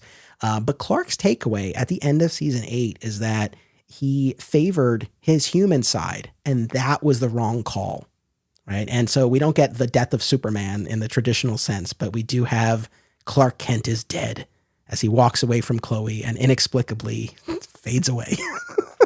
Yeah, feels the dreams out, and that's not super speed. It's some sort of thematic storytelling technique. I guess this is what Cosmic Boy meant when he said, "You die tomorrow." When he comes back from the future to tell Clark that, that's their way of weaving that in, perhaps. Yeah, but look, again, the hero's journey. You want to see a guy have failures. You want to see a guy have successes. You want to see a guy make the wrong choices and then have to make up for them. So the show never, this would have bothered me if the show was like, see, this is what he should do. I think the show was very clear. This was the wrong choice for Clark to make. In season 9, I mean, he actually comes out of this a lot quicker than I thought in season 9. Like he's a little cold at the beginning, but then he kind of settles back into his normal life pretty fast, much due to Lois coming back, because she was missing through all this and through all these story machinations that we don't need to go into. But that kind of showed you, oh no, that was wrong. Let me find a balance, right? Let me find a balance. Because look, again, we talked about, such of the draw of the show, and this character is like, we all feel like outsiders sometimes. And we're always looking for balance in our lives. And in any extreme way or the other doesn't work, right? And Clark being like, I am all Kryptonian now, right? That's obviously it's not going to work. And the show understands that. And I'm glad that they kind of moved through that quickly. And we got more like into season 9, which is one of my favorite seasons of the show. I know it is. It's up there for me as well. And I agree with all of that. And again, as we get into season 9, initially, yes, he has fully embraced the Kryptonian side. He's no longer maintaining his Clark Kent identity, except for returning to the farm to feed the dog. So at least we still have that. But now he's dropped the red and blue, and he's adopted this black suit. So black jeans, black t-shirt with the spray painted on gray S, and the black trench coat. And he is finally, at long last, undergoing this training at the fortress. And Jor-El is putting him through these trials and all of these mental simulations, and he's trying to fly. And you'll remember this better than me. Had there been explicit talk previously about his inability to fly being a mental block? I don't think so. Maybe with Kara, I know Kara in season 10 it is. I don't know about Kara in season 7. That would really been the only other time it had come up. Yeah. So, but this solution they come up with is great, right? Yeah. Or explanation, I should say. Yeah. Well, no, like that's the thing. And kind of on this note of the emotional growth, but the physical one as well, like the main ability, right, that we still don't have this deep into the series is flight. And this is one of those things I get fans or critics who are frustrated with the fact that he wasn't flying, but I give them credit for accounting for it in a way that I actually think does make sense. It's like he still sees himself as human, even though he's still embracing his Kryptonian side or trying to, but he still sees himself as human. There's still this block. There's something that's not allowing him to kind of access that. So that worked for me, but at least you had that addressing of his lack of flight and these attempts to try. So I thought that was cool. And it wasn't something they just made up and being afraid of heights. Like that's a thing. Like it was a joke way back in the first couple seasons. Like he's Superman, he's afraid of heights, isn't that funny? But you look deeper and that does track. You pull that little thread a little further, and that kind of smooths over this. Because again, once he has the costume, he's Superman. The show's over. Once he's flying, the show's over. He's Superman, right? So I agree with them holding that off to that. Lots of fun with the red kryptonite and black kryptonite and alternate Clarks flying around. That's all fun. It gives you a little bit of what you want, but doesn't kind of jump the shark as far as the story goes. I agree with him saving that to the series finale and his journey, because that's the culmination of it. That's part of the culmination of his journey. Yeah, no, absolutely. And as far as the black suit itself, I know not that I ever disliked it. I think it was the trench coat that I was always not totally sold on, but I've come around on it. I think you were always on board with this, right? I'm always #team black suit. The trench coat I love though, because it flaps around like a cape, and I'll never stop saying that because when we'll talk about season 10 shortly here, but that season 10, the red jacket is like, well, it's a red jacket. I've seen him wear that for a long time. I know it has an S on it. Okay. But like, it's just back to red jacket.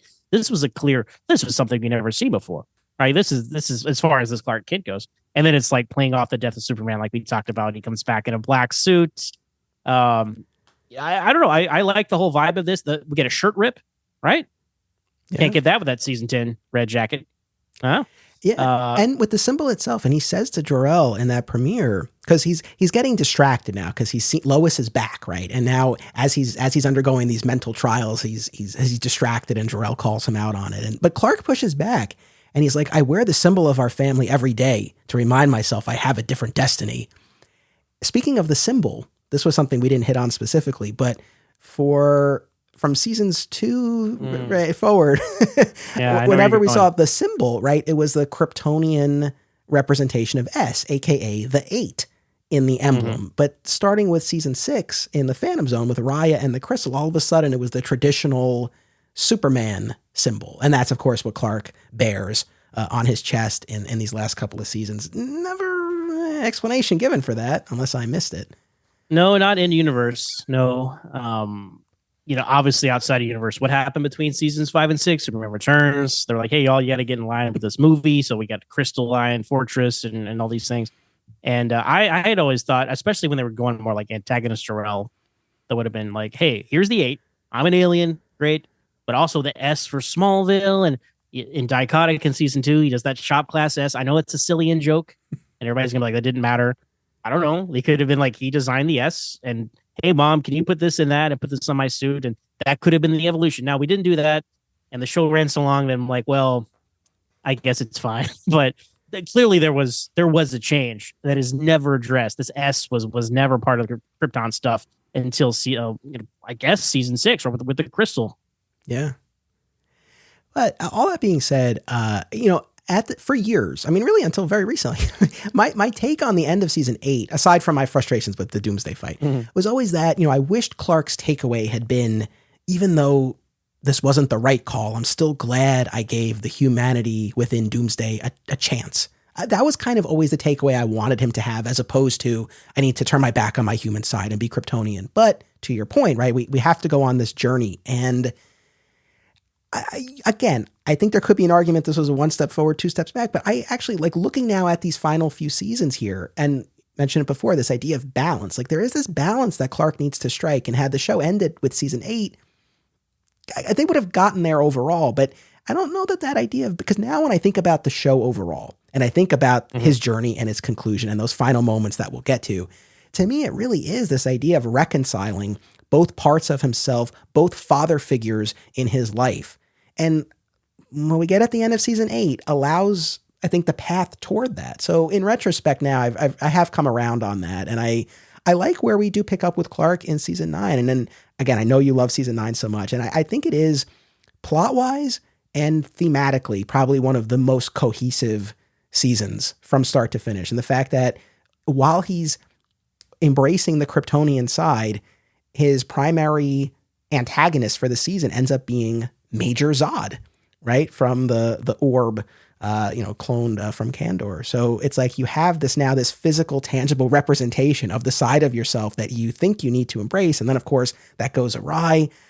It's a very strong season from start to finish. Yeah, thematically, if he's wrestling with being Kryptonian or not, having these Kryptonians, Zod in particular, hey, join me, our people, then he's trying to, because Chloe is kind of like very anti Kandorian and Kryptonian. He's like, no, Chloe, I'm just trying to help these people out live a life, and seeing him advocate for them is another step forward for him, I think. And then having him wrestling with, Zod is this guy who he knows his future, but he's going to give him a second chance because, well, the clone version of his dad asked him to. That's a whole thing. There's some wrinkles around the way here, but the overall arc of him, and then ultimately being kind of accepted by his people, which probably gives him some inner peace. It's some because that's the whole thing, right? He is, people forget he really is torn between these two worlds a lot, especially when he encounters them. And it's also very refreshing for him to find Kryptonians who aren't just villains, which is, and I love the Kryptonian villains, like Zod and all that stuff is great. And I love Zod. He's one of my favorite Superman villains, but it's nice for Clark to see some nuance, right? Much like we were talking about Jor-El. He thought Jor-El was a monster. He heard about Lara, his mom. Maybe they aren't all monsters. Like it's his journey of kind of understanding where he came from and how the people there are. Like, this is a very important journey for him. and ultimately leads to him defeating Zod and proving his worth to the other Kandorians. So I think that kind of, as far as the Kryptonian half of him goes, that kind of like closes off that journey. That unfinished business is now finished as far as I'm concerned, as far as his journey over the course of the show in this season, right? Yeah, doing this kind of storyline, and we spent a lot of time on that New Krypton saga from the comics, but there is so much dramatic potential in something like that to really show him caught between those two worlds, and like you said, to actually show different shades of the Kryptonian people. And with that New Krypton saga, I mean, I went on and on about this, but there's a whole stretch in there where it seems like he and Zod are achieving some sort of alliance, however tentatively, and it's fascinating. And then of course that got short-circuited real fast. but yeah, I mean, there's this idea of him trying to find the good in this earlier incarnation of Zod. We'll talk more about Zod when we do our villain episode. But yeah, it's a strong season. Yeah, is there any? Oh, I guess the other thing, I don't know if we consider this a power or not, but he figures out how to have sex thanks to his training with Jor-El. Another interchange that I'll never forget from Smallville, because in this season they go to this episode where they go to bed and breakfast, and Chloe's like, "Hey, what are you doing with Lois there? I thought you couldn't, superpower people in the beds." And she has a great little Chloeism about it. Clark's like, "Oh, I trained Jor-El and solve." I'm like, I don't even want to think of it. Like, I'm glad they played that as comedy, because that's really the only way to address it and move on. You're talking about he's training in the fortresses. He's got all these, mental projections. Who knows what occurs there? But the important thing is the Man of Steel, Woman of Tissue problem is no longer a problem for the Superman. Yeah. Yeah. No, that was hilarious. But at least it was acknowledged. We won't call that a superpower, but it needed to be addressed, and I'm glad that they did. Not that he avails himself of this opportunity in that season, because they always have obstacles, but eventually will early on in the next. Well, season. the show made such a big deal out of it, right? In season 5 with him and Lana, that like you can't help but like, it's not like they never addressed it and then it came up. Like, no, this is a question we posed many years ago. Thank you for circling back around to it. And again, that's this show, it ran long enough to circle back around to so many of these things and kind of pay them off. And it's really rewarding that way, because we're laughing about it, but it's also like, no, it's something we thought about for like 4 years now on this show. Yeah. But we end season 9, right, with this selfless sacrifice where he's the epic battle on the roof with Zod in the rain with this blue kryptonite dagger. And Clark plunges it into himself to get it away from Zod, such that Zod will be pulled away with the rest of the Kandorians who are going to another place. And then Clark falls Christ-like off the building in the final moments. As Superman is prone to do, yes. Yeah. I love his outmaneuvering Zod there, right? It's because there's that brief moment where Zod thinks he won, and then he realizes, and you see that realization on his face, and he gets sucked up into New Krypton or wherever they're going, right? Yeah. And but Salvation, I love Salvation. And my favorite episode, maybe sacrilege to say, I don't know, but put a pin in that, because we're going to do our top 10 episode countdown in a few weeks. That's right. So it'll be on my top 10, y'all, for sure. But I think that him making that, choosing to sacrifice himself is such a huge part of the character, because he, as far as he was going to die, right? He has no reason to think he's not going to survive this. And he had already, that's a whole other thing, a whole subplot of the season is he was ready to leave Earth and leave it in the hands of the other heroes, which is a big step for him as well. Like learning to trust Oliver again and rebuilding the Justice League and all these guys together. And like that's big, that he was ready to leave and then ready to die. That says a lot about his character.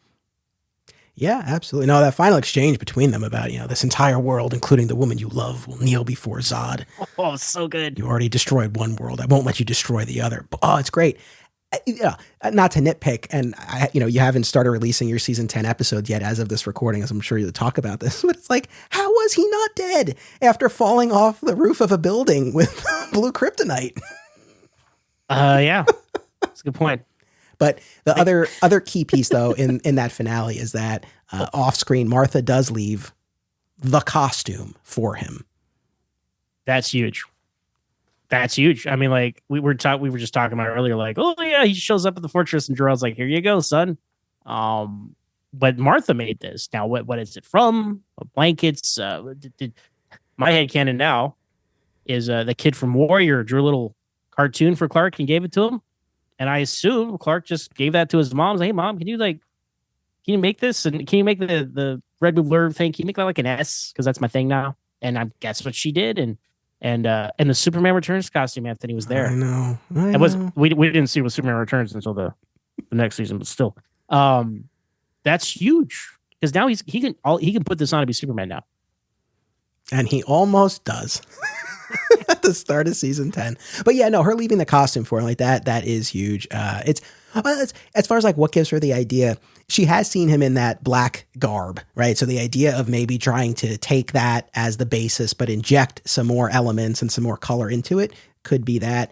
I mean, what we don't see here is something that you get in the comics. Birthright and Secret Origin are examples of this, where Martha sees, the holograms of Krypton, and she sees the garb that the different guilds wore and things like that, and that forms part of the basis. So you don't get that here, but still, I mean, a huge piece of the puzzle. Yeah, and are you a Martha making the costume kind of guy, or are you a Jor-El giving him the costume kind of guy, or does that matter to you? It depends on the story. I don't really have an objection to Jor-El giving him the costume, but I do think my sweet spot probably is Martha making the costume from his blankets. So like you have that Kryptonian aspect there. That's probably what I gravitate towards the most. What about you? I really don't have a preference. Really. I'm cool with cool with Lois and Clark her sewing all these costumes together. That's really fun. But then also there is just something more like, mythic about the hero's journey. Like he enters this Kryptonian temple, which is the Fortress of Solitude, and he's bestowed the clothes of his mission. There's a lot you can mine any kind, whatever your approach is for whatever kind of angle they're going for with the character. I think there are lots of ways to do it. My adventures with Superman recently, Martha makes he gets his costume from Jor-El or the Kryptonian ship, and then Martha's like, what's missing something, gives him those red trunks. I think that's a very beautiful melding of the two. So, but I don't like stick my flag in a camp. Like I stick my flag in a lot of sides on these Superman debates. That one, I'm fine either way. Exactly. But that takes us into the final season here. At Lazarus, one of my favorite episodes of the show here, where Clark, once again, starting off a season with a near-death experience, and he's in limbo here. And that's how Jor-El is able to reach him, and they have this whole exchange. And we have a callback again. Is it a great explanation? No. But to the show's credit, they were like, all right, we got a little bit of business. We got to try to tie up here. And so I told you to rule them with strength. But you chose the modest path. It's like, oh my God, you guys remember? Like, I remember watching that and be like, oh my God, they referenced it. No, that was great. That again, they're is this dead Jor-El, by the way? This is an AI Jor-El because he's in the afterlife. Oh, we're not gonna worry about it. It's fine. Yeah, I don't know. But no, absolutely. The continuity too, talking to another dead father of his, Jonathan, when he's like, "Dad, I burned down a building," which was, I don't know. I still think it's super controversial that he did that in season 9. So I'm glad the show addressed, like, maybe I do have this darkness in my heart, because Clark's like, Jor-El's telling me this, and I don't think I have this, but I think that was wise for them to address such a thing. 1,000%. Not unlike Odyssey. I think season 10, especially the beginning of it, I think did a good job of, again, reframing what we had seen before. I mean, now that we're in the era of Souders and Peterson, and if memory serves, I think they had a pickup for 9 and 10, so they knew they had a bit of runway to work with. Yes, it was a 2-year pickup because Tom Welling signed a 2-year contract. So, I mean, perhaps in the writing of season 9, there was some sort of idea of, okay, maybe we can push this a little bit. He can be a little more aggressive with Tess, and he can burn down this building, and we'll make a story point out of it in the next season. Am I giving them too much credit? Maybe. Maybe. But in any event, that becomes the big theme for this season, especially the first part of it, that he has darkness in his heart. I mean, after he's restored after his near-death experience, and he faces off with the older Lex clone, and he saves Lois, and he saves the Daily Planet Globe. He goes back to that barn. He opens that box that Martha left for him. This guy's ready, man. He's going to put on the costume. He's going to be like, we're going to have Superman for the whole final season. I was so hyped. And then Jor-El gives him another timeout, zaps him to the fortress, takes away the costume. And, what I love about Lazarus is that juxtaposition between the quote unquote guidance from Jor-El versus that heartfelt, heartwarming advice that he gets from Jonathan. And with Jor-El, it's all this business about, you almost took a man's life. And you dare to tell me like you're following the path I set out for you? You can't be Earth's champion if you have darkness in your heart. You'll never be Earth's savior. Boom.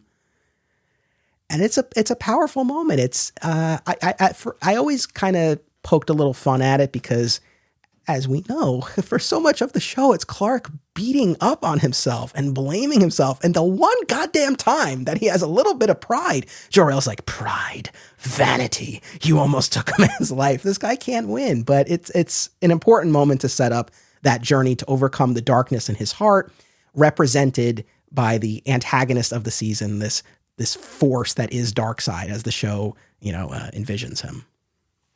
Yeah, I mean, they're them ultimately how they use Darkseid and how it all went. But the themes they were going for this season, that's what works. The whole darkness in the heart, there's darkness coming, that sort of thing. Inspiring people. Like I much like Clark, I was like, what? Everybody's telling me there's like a darkness in my heart. No, it's not. He says that to Brainiac in Homecoming. And I was like, what are you guys talking about? This is some like way to just extend the story. But they did weave it into to less success, I think, than season 10, than season 9, as far as Clark's arc went. They did weave it into his arc, and I did love, obviously, his talking to Jonathan at the end. Ghost Dad, fantastic stuff, right? Oh man, I can't tell you. Especially in that rewatch when I was blazing through so many episodes, and over the span of a week watched episodes in season 1 and episodes in season 10. But to see Schneider back as Jonathan, and for them to have that conversation out in the field by the fence. I mean, just from the outset, chores, Clark, work keeps a man honest. It's like, oh man. And just again, that contrast where Clark relays to Jonathan what Jor-El said, and Jonathan's like, since when do you listen to Jor-El? Like, do what you do best. Prove him wrong. Yeah. And it was great. And just I've watched, I can't tell you how many times I've watched this, that scene over the years. Because again, just to kind of have him back, what it means for the show, what it means for the character. And Clark articulating these things, like, I've taken my anger out on people. I destroyed a building. And Jonathan talks about, like, we all have darkness in our heart. We all face trials. The true measure of a man is how he chooses to react in the face of those trials. And Clark has this moment where he's like, well, you never had that problem. And Jonathan's like, what are you talking about? Like, I let the anger build up in which it's, on the one hand, it's like, did you even know your father? Like, clearly his temper was an issue. But at the same time, I think, that's his dad. And like, that's how he sees him. And probably the years when he's been gone, it's, it changed kind of his perception overall. Yeah. But it's fascinating exchange. Yeah, because, he probably kind of mythologized his dad at some point because he hadn't been around and remembered all the good positive stuff. And yeah, Jonathan was a complicated character in the show, and I appreciated that. It had some nuance to him. And I love this scene here, and I would have left Ghost Dad here. I never would have revisited him. I think, he pushed Clark on that journey to, like, forgive himself for his death, because he tells Zod last season, I messed around with time. My own father died. All that, he tells that to Booster Gold this season some too, but he's not guilty about it anymore, but he brings it up. So it's important for Clark's journey that he lets go of his guilt over Jonathan having died. And this is the first step towards that, which is culminated in Homecoming. So I think that was super important. And just beyond all the whole great to see Jonathan back and all that, just as a stepping stone to his journey. And then I think it's way more powerful in Homecoming when he's talking to the grave, just him, because you can relate to that, right? Talking about this grounded show, right? That's grounded, right? You go to a grave, you work out some feelings, right? There's no Ghost Dad there talking to you, trying to hold your hand like there is later in the show. But all that to say, I think, because I'll have a good laugh or two about Ghost Dad. But here, it worked for me. Here it worked. And just that final exchange where Jonathan's like, Jor-El was right about one thing, something dark is coming. But he's like, but I have faith in you. Oh, yeah. Man. It's like, again, just that contrast between the two of them. And, we'll get that balance and that reconciliation at the end of the season and the series. But just to kind of have that at a moment where Clark needed it the most, that his dad was there. Again, Ghost Dad, inexplicably. I mean, we're never given an explanation. It's just his ghost that he's able to see. Like, that's it. Yep, that's it. I guess to their credit, maybe they never try to explain it. And kind of building off of that, I mean, I would say the key piece before we get to Homecoming, the 200th episode, is Clark abandoning his, he doesn't have the costume Martha made, but he does move away from his black garb and moves back. Big mistake, Clark. Yeah, I mean, this does, you know what? I've always been a bit of a defender of the red leather jacket with the S, but I don't know. You've sold me a good bit on the black costume and the trench coat, and it does feel like a bit of a step back. I won't lie. Thank you. Good. I'm glad I won you over to. Now it's fine. It's fine. You know what? As I'm rewatching season 10 now, as I prepare to start my episode by episode coverage of season 10 as of this recording. You look at the season 10 opening credits. That black costume is everywhere. It's everywhere all over the opening credits, and that makes it even more of a whiplash when you get to the show and he's running around in this red jacket. So I get they needed this intermediate costume, but come on, like he should just.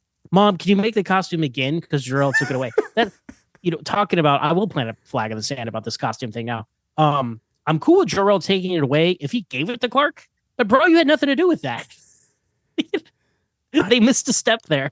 They missed a step by having him take something away from Clark that he had never given him to begin with. No, that is a good point. So, and then we get to another landmark installment of the show, episode 200. I mean, how many shows even reach a milestone like this? And this Homecoming is one of my all-time favorite episodes of the show. The setting is Clark's high school reunion. Unfortunately, all of our characters who had attended high school with him have left the show, and so we're stuck with Lois, who attended there. A bunch of name tags on the table. Yeah. But I will. Yeah. I know you're going to talk about Lois and all that, but I did. It was so frustrating to me that she went to Smallville High School. I didn't like any of that, but this episode kind of made me feel okay about it. It kind of healed those frustrations, her whole attitude about it, and them making it a joke that, oh yeah, she went here for 2 weeks or something. Hilarious. I really enjoyed that aspect of the Homecoming. Yeah, it was, it's one of those things. I'm looking forward to hearing your full episode on it when you do, because it really shows you how far Clark has come and how far the show has come, right? It feels like a whole different world when we get those flashes back to the early days of the show. Clark tripping and falling in front of Lana with the kryptonite necklace, and Chloe showing off the wall of weird and all of that. But we have the arrival of Brainiac 5, right? Initially, there's this question, is it the Brainiac that we know, the evil Brainiac? And then, of course, you find out we're in Brainiac 5 territory. He's been reprogrammed by the Legion. He's actually here to help Clark along on his journey. And kind of the overall message of this episode is that Clark has been blaming himself for the mistakes of the past and fearing the future. And he's missing out on what's right in front of him at the moment. And that's his relationship with Lois, and also his identity as the Blur, because that's kind of a big question mark for him as we enter Homecoming. There's been all this anti-vigilante sentiment, and he's not sure where he stands. And so Brainiac takes him on this Christmas Carol-esque, journey through the past, present, and future. And the one in the past in particular, he takes him to Jonathan's funeral, and takes him back to the moment when Jonathan had that battle with Lionel in the barn. Before I go on, I mean, what's your just your read on that past experience that Clark has, and what it means for him as he's taking these final steps in his journey? Well, I think it is this culmination of him forgiving himself for his father dying, because he can see that, oh no, Jonathan, that was. I know I put the wheel of destiny in motion or whatever, but his actions, his anger, right, which had always been his temper that had been well established on the show, and his hate for the Luthers, and that all came to a head there. And he saw that he made that choice. And Brainiac says, hey, look, you chose to be the Earth's protector the way your father chose to be your protector. So he kind of ties that together. And I think that was real powerful. And for have to Clark to see that kind of helped him move past that, because he can see oh yeah, he can see for himself what happened that night. It's not just some Jor-El didn't send down a lightning bolt to kill his dad. He knew Lionel was involved and all that before, but it's different to see it. And I thought that was real powerful, seeing that moment, seeing the funeral. That power, and as a viewer, it was very powerful too, to revisit those moments. Man, 100%. It really packs an emotional wallop. And it's one of these things with the death of Jonathan that I do continue to wrestle with. And I want to ask you as well, because yes, Jonathan made the choice to protect Clark, and Jonathan was the one whose anger got the better of him generally and in that moment with Lionel, of course. But at the same time, I've talked about this in other episodes, Clark in certain ways is responsible, multiple times over. Jonathan only has the heart condition because he had to take on the powers at the start of season 3 to bring Clark home. And someone around Clark only had to die because Clark gave up his powers and got shot and died and needed to be resurrected, and there needed to be balance in the universe. And initially it's Lana who dies, and that only changes when he goes back in time. So it's Brainiac's point stands, and I get it, and that's the ultimate takeaway that you should have, but I can't help but come back to this idea that they kind of like layered this responsibility like three times over. Yeah, I mean, they're trying to un-Spider-Man Clark with this, right? Because the whole Spider-Man thing is Uncle Ben. That really is kind of his fault, right? But that's true. If you know the Spider-Man story, it's totally Spider-Man's fault that Uncle Ben died. And I mean, that is a criticism of this Superman. Like, he's got to have all this trauma, and they got to push it forward. And they're trying to clean that up. Should clean it up a bit, and then also tell a good kind of universal message about moving on and letting go of the past, letting go of anger or those sort of things. And that's a positive message, no matter how you cut it. Now, you're right. Like, if you break it down story-wise, you're like, well, Clark, you're like triple responsible for this. But I appreciate what they were doing there, and they made it work. Again, that these later seasons trying to like maneuver all this continuity and years of stories and episodes and threads, like they're doing a pretty good job. Yeah, no, for sure. And yeah, I mean, that what Brainiac says about Jonathan, I mean, it's true. We've seen that multiple times. Go back to the end of season 1 when he goes after Roger Nixon in the tornado, and Martha's like, what are you doing? And he's like, he knows everything. I will not let him destroy this family. And it's like, what is he going to do? And so, that was his character, and that was the choice he made. And he did it for his son. And, for Clark to see that, was a huge step in the journey, to the point where he can get to the end of that episode and go to the grave and bury the watch and say, you told me to always hold on to Smallville, and I always will. I'll never forget, but I need to move forward. Whether that kind of could or should have been it in terms of Clark's journey is debatable, because as the season progresses, and we'll get to it, it's sort of like Clark overcorrects, and we get, I'm skipping ahead, but we get to the point where he's, planning to sell the farm, and he's trying to really put his past behind him. And that even applies to Jor-El as well. And so you head into the finale where he's really trying to cut ties with everything from the past, and he needs to kind of circle back around. So, we have that, but in that moment in Homecoming, very powerful. There is a version of this that could be the series finale, because it does feel like this culmination of his personal journey. I'm not just saying that because it's a great episode and I like it more than the series finale. I'm saying because the arc of his character, like you said, like it feels like it's all his unfinished business. He's floating up at the end with Lois. Lois gives him that, subconsciously erases that mental block of flying, and they tell each other they love each other. Like, that is the culmination of so many of these stories going on. And you're looking back at the past, and it's a cyclical storytelling thing. And it really, now you're missing certain elements. Like, you want Martha to be there. You want a Lex component, right? You want things like that. So in like we were talking about how those other season finales could be series finales, this itself with some tweaks could have been a series finale, and it would have been a very satisfying thematic ending for the character. Yeah. And of course, he has that fun interaction with his future self, and that's what I become, and another glimpse. But you know what? Honestly, even more than that, what I love about Homecoming is the moment with Bug Boy, Greg Arkin from episode 2 in season 1, where he comes up to Lois, and Clark thinks it's going to be nefarious. And it's this great moment where he's like, I got caught up in my web of obsession, but Clark was there to set me straight. Not a lot of places have a hometown hero like him. And it's just, again, for someone who thinks he just brought pain and destruction, to this place, to see that. I mean, I wish in an ideal world, it would have been great if we could have had a parade of the former media freaks, but at least we had that representation. And I think that too is a smaller moment than the rest of what we're talking about, but a key one. No, and I think, you can talk about actor availability or budget or how much his characters are dead, maybe, but it's what he represents. That's what that is thematically. Like all the villains he has faced over the years, he turned a lot of them around, right? And that's what Greg Arkin is there to do in that episode. Yeah. Aw Yeah Comics celebrates and promotes everything that is wonderful about comics, toys, artwork, and the joy they bring to people. Visit them in person at one of their 3 locations: Harrison, New York, aka my local comic shop, Skokie, Illinois, or Muncie, Indiana. If you have kids and have been looking for a family-friendly store, look no further. Join Aw Yeah for exciting events, including creator signings, how-tos, and more. Visit awyeahcomics.com and follow Aw Yeah on social media for more. Their name says exactly how they feel about it. Say it with me now. Aw yeah. Filmmakers and movie fans alike should be sure to attend these film festivals: Brightside Tavern in Jersey City, Hang On to Your Shorts in Asbury Park, Point Lookout on Long Island, and Round Reel in Bloomfield, New Jersey. Take it from an alum of 2 of them. Submission information for filmmakers, as well as details about the festivals, can be found at filmfreeway.com. Follow the festivals on social media for news about events, discounts, tickets, and more. Also, listen to the Hang On to Your Shorts and Cullen on Film podcasts available via a shared universe network. We reference the television series Smallville a lot around here, and there's one Smallville rewatch podcast that's always at the top of my queue. Always Hold On to Smallville, hosted by our pal, Zach Moore. Zach and his guests bring tremendous insight, passion, and humor as they discuss each and every episode of the series that ushered in the renaissance of superhero TV.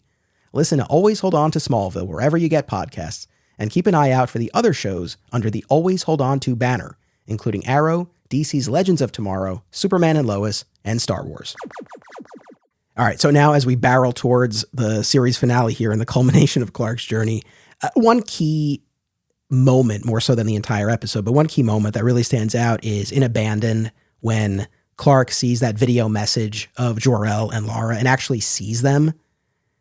And we have this discussion, or rather from Jor-El, about how he sent Clark all of his memory, but none of his ego or regret.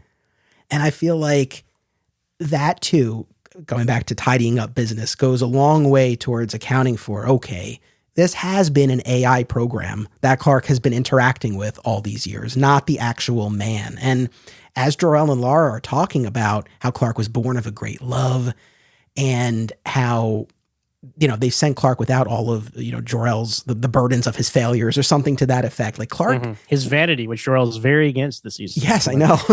But Clark, what Clark really takes to heart, you see it on his face in that scene, and then he articulates it to Lois later on, is that as much as Clark has been taking on and blaming himself for, as much as Clark has been carrying, Jor-El has been carrying something so much greater because he blamed himself for losing their world. And I feel like that was just such a key moment. And again, we've had like Relic, when he sees young Jor-El on his walkabout in Smallville, and when he finds the clone Jor-El in the Kandor episode and he dies in Clark's arms, and when he sees the memories of Lara and sees her clone in this video message. But like actually seeing these people in a different way, I think goes such a long way as he's kind of putting these final pieces together. So that was such a standout, I thought. It is interesting as you get to the end of the show there.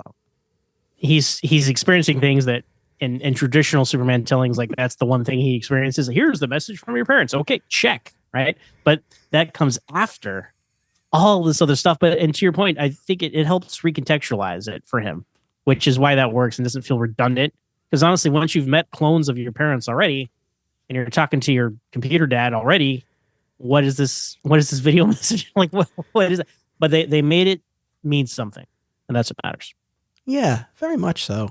I think the other key piece of the puzzle as we reach the conclusion here is the formalization of his dual identity and what the mask is going to be. And the episode Masquerade is where Clark really articulates his plan to Lois. And then I think you really see that in practice in the Booster episode, where you see the very mild-mannered, perhaps even bumbling Clark. And he is specific about the fact that Clark will be the mask in this version. Which is odd. Again, this show coming post-crisis, Clark is who I am. Superman is what I can do, to quote Lois and Clark. And yeah, like it's just strange that they would do that. I guess the reason they felt to do that is he had been so Clark Kent all the time, like man of action, no glasses, all this stuff. They had to find a way to differentiate. You can't just have him put on some glasses and that's all there is to it, right? I mean, he's got to act different. He's got to seem different. If that would really work in this situation, because people have known him for years, probably not. But at least they attempt to do it. Now, again, it's what I was talking about before, like, oh, we got to line everything up with the movies and the comics. And you're like, well, why? And you're not even lining up with the comics anymore because the comics aren't like this. So it's a very strange thing. Tom Welling does a great job portraying it, though. I love his bumbling Clark Kent, and I wish he would have liked playing that more, and we could have gotten like 3 years of this. This should have started, if they really were going to do this, they were talking about like character arcs that make sense. They should have started in season 8 when he gets the job of the Daily Planet. A very clear line, right? This is Metropolis Clark. Oh, hey, blah, blah, blah. But now he's been normal Clark for 2 seasons and 3/4. You can't just change it at the end. So it feels like everything has been progressing pretty naturally. But this feels like this does not track with the arc of his character, in my opinion, of the show, as much as I enjoy it. I agree. I agree. I think if they had done it for the Metropolis years, and hell, even if they did it only when he's in Metropolis, but like when he's back in Smallville at the Talon or on the farm, he does whatever. But at least it's something. And like you said, you can kind of make that delineation. the line that he says to Lois is, I couldn't remember this. He goes, I know this is going to sound weird, but it's not what I'm called that should define who I am. It's who I am that should define what I'm called. Clark Kent, it's just a name. It's a word. I'm the Blur, and I always have been. Which it's not the interpretation that I care for, but again, they were making taking a stand on it, I suppose. And like you said, his performance as that bumbling Clark was very entertaining, and I think that kind of smoothed over a lot of it for me, where it's like I kind of enjoyed watching him in that mode, so I could get along with it. But no, I mean, for anyone who's been listening to this podcast, clearly that's not the version of Clark that I like. But I will say one more thing in its defense. One major thing that separates this is that Lois is part of the formation of this dual identity, which I think actually does help me a lot with this. Because it's not like, oh, he's putting on this act for her. It's like, not only is she in on it, she's just like turned on by it. Like she's all on board with this. So I don't know. That maybe helps. And is this the first time that this has been the case? Yeah. Because it's pre-Man of Steel. Yeah. So, I mean, that's a big, but look, she had been here for 6 years. So of course she's going to be in on the secret and be part of that. That's enough. Again, much like Doomsday being his final challenge, as we thought it was going to be in season 8. Look, if she's here, she's going to know from the start, and that's fine with me. Now, I enjoy a good love triangle thing going on, but I feel like they handled that in season 8 with the phone booth thing and the voice changer. Even further in season 9, they have the great kiss at the end of Salvation, where she does the whole Mary Jane Spider-Man thing and realizes that they're the same person. It's fantastic stuff. So the reason I'm okay with that is because they had established that, and you'll talk about this, I'm sure we talk about Lois and all the relationships, but like they had done that love triangle thing in their own way, and now we've moved on from it. So I don't feel like we're missing out. I feel like they just had a really different interpretation, which was pretty unique for the 21st century. Yeah, I agree. Like we started with part 1 of our discussion about the originality that the show displayed, and I think that's another instance of that. So throughout this final season, again, all this business about Clark has darkness in his heart that he has to overcome, and he's contending with Darkseid, who's again represented differently in the show, more of this kind of personification of evil, more of this force, even though then there is ultimately a planet at the end. So I've never really been able to fully reconcile that, but it's okay. And hand in hand with that, this idea that Clark needs to step into the light, and Clark is the light. They're like, they really kind of ramped this up, especially as the season gets forward. I remember in the episode Beacon, right? Martha says that to him. It's like, Clark, you are the light. This is one aspect now as we get right pretty much at the finale here, where I don't feel like the show delivered on this aspect, this notion of Clark stepping into the light, because you never actually see him do that. We'll talk about it, but that's kind of what's going on. The other big piece I think that's worth mentioning before we hit the finale here, and then if there's anything else that I've skipped over that you want to hit, please, we'll do it. But I have a big one I do want to mention, so don't, yeah. But one of the things that I know has been kind of criticized about Smallville's Clark or Superman generally, honestly, I think you see this in numerous corners online, but is the passivity or perceived passivity of the character, and kind of being told when he's ready and whatnot. And there's this really interesting angle in Prophecy, the episode right before the finale. This is when Jor-El has given Clark's powers to Lois as a wedding present, so she can see what life is like for him. And Clark's like pissed off at the end of this, and essentially says to Jor-El, like, I realize now what all of these trials are about. Like, they'll never end until until I know and I decide and I say that I'm ready for them to end. And he's like, well, it's time. And he like he pulls out the crystal and like unplugs the fortress, which is kind of an interesting idea and very different than where we ultimately end up in the finale, where he has both fathers telling him he's ready. Yeah, this is, again, like we've done a good job of these conversations here, of these seasons, like saying, well, you know what, if this ties into that, and if you interpret it this way, and the arc really of the character still maintains, but Clark and Jor-El here both at the end, they're like, it feels like conflicting ideas of what these relationships should be, who Clark should be and Superman should be, and how Jor-El plays into that, and how much is destiny and all that stuff. That gets a little jumbled here at the end. And there's some mixed messages. Like, we can accept the mixed messages between like season 2 and season 8 and 9, but like between season 9 and 10 and between season 10 and itself is a little odd. It's like they were writing something and then like they changed their mind and they're like, well, unplugging the fortress is odd. Like, I didn't know that was a thing. Like, I didn't know you could do that. Like, you think he would have done that years ago if he knew he could. Maybe he didn't know that. Maybe Joel told him that in their training. Well, here's the off switch, son. I don't know. So it was odd to just see him literally like unplug the thing, right? Yeah, yes. I know. It's one of these things. It's like, well, this was a feature the whole time? Like, who knew? Because then to skip forward to the finale, he's like, these were your trials, right? And it's the whole show. Yeah, and that's a great moment and all that. But yeah, it's like I think we've been very fair to the show about all over the place Jor-El, and we've tried to connect the dots as fans do. But like this, no. Yeah, I think I do wrestle with this a little bit, because it's like, what is the ultimate point that the show is trying to convey, especially over those last few episodes? Because it could be what Clark says in Prophecy of like, I'm the one who decides when I'm ready. And could be particularly valuable. Maybe that's kind of the better message and the better lesson here. I agree. As opposed to, I'll decide when I'm ready, I'm turning you off. And then you have most of the finale of him really not knowing what to do, not feeling like he's prepared or capable of stopping Darkseid. And not unlike so much of the rest of the series, it's kind of everyone else over the course of that finale, including Lex, of all people, telling him he can do it. Including, and I think most importantly of all, the two fathers, we'll talk more about. But so I don't know, it's just kind of this weird step along the way there. But I do think it's an important step because for whatever reason, for better or worse, I think the crux of their idea for that finale was that Clark needs to get to that point of always holding on, not in a way that's dragging him down, I suppose, but that kind of trying to cut ties and have that clean break and not look back. That's not the way either, right? Like, I think that's that struggle they were trying to set up, and this was the way of getting there. But for all we've been very generous. I don't know that quite lines up.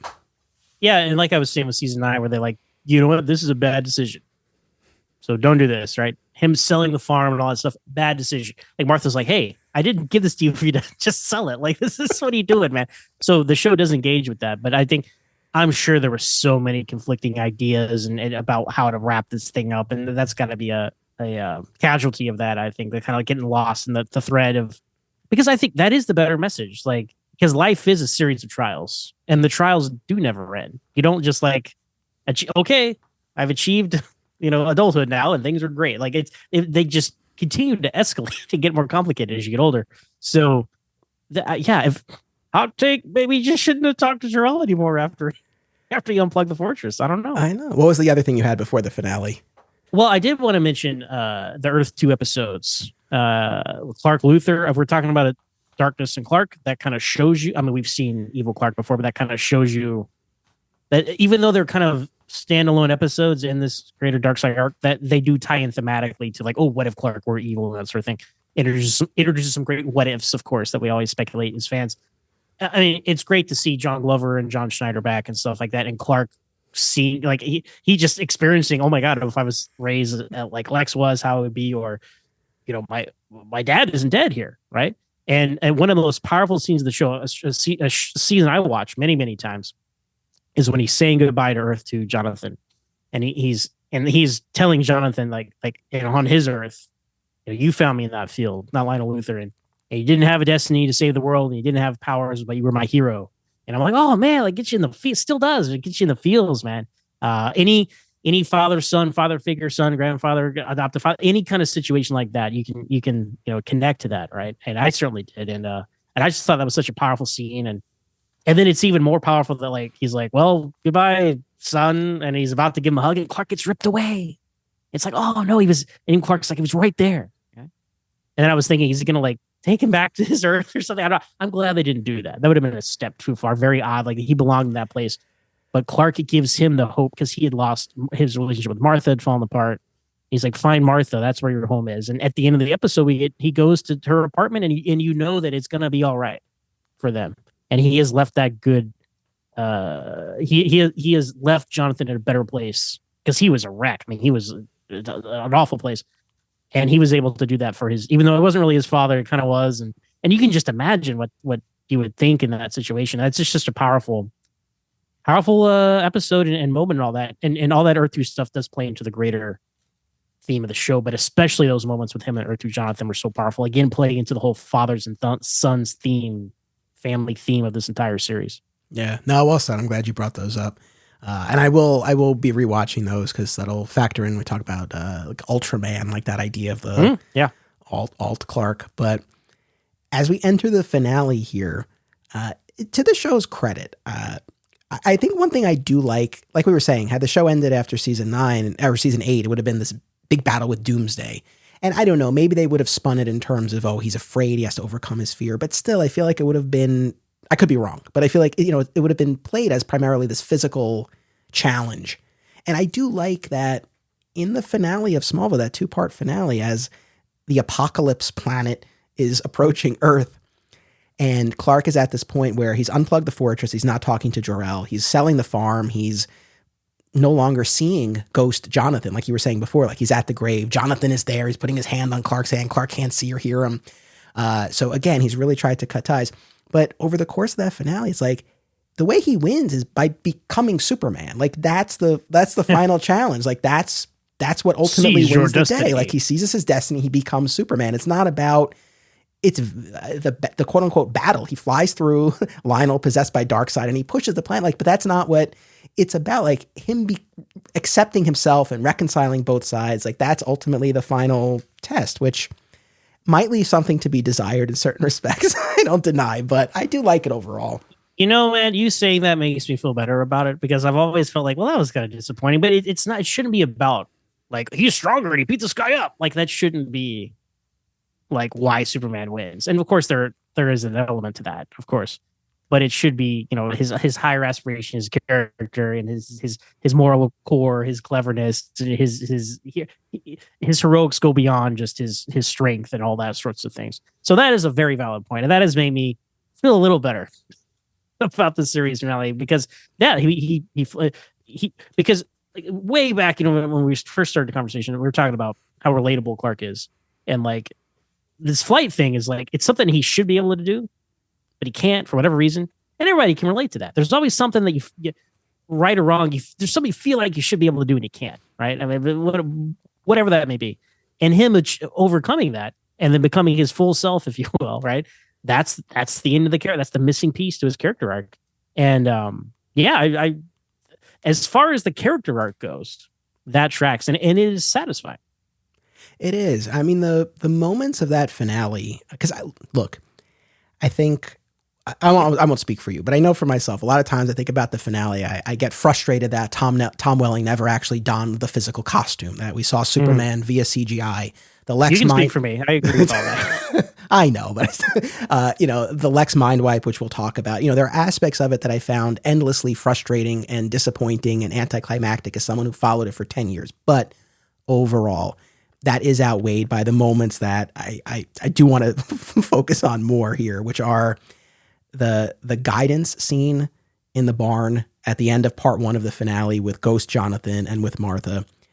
Clark finally accessing flight and seeing his trials presented to him by Jor-El.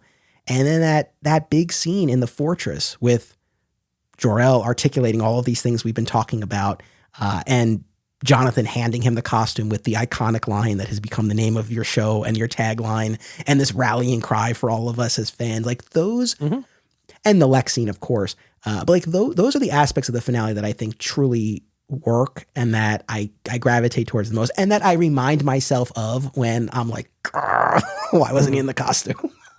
No, I mean, like there's a lot that doesn't work about the series finale, but there's a lot that does, and it's a mixed bag. And we may not talk about it more in the future when I come back, but for another episode of this.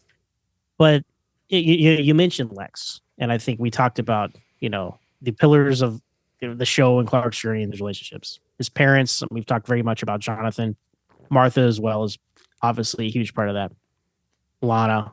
Right, we discussed how that was wrapped up in season 8. Now with Lex, they were in a weird spot. They're like, well, we got to address this guy. Like, I really liked how Jeff Johns worked in the Lex Luthor's ultimate opponent, like in season 9, and he's like, Lex is dead, and they just move on. They don't. But the fact that like they bring like, look, man, we didn't. I know we blew that guy up in the truck, but don't worry about it. We're gonna fix it. Like to me, that was a promise. We're gonna fix something for the end of the show.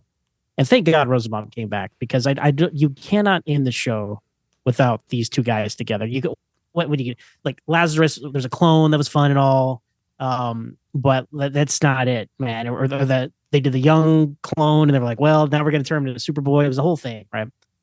I mean, the show is built off Clark ascending to herodom and Lex descending to villainy, and you need both of those components in the series finale, no matter how long or short they're in them. And hey, Rosamond, to his credit, he came back. I don't know what they had to do to get him back. Probably involved a lot of money, but he came back. He wore his bald cap, and he brought it. It's like he had never left in his scenes. He was fantastic.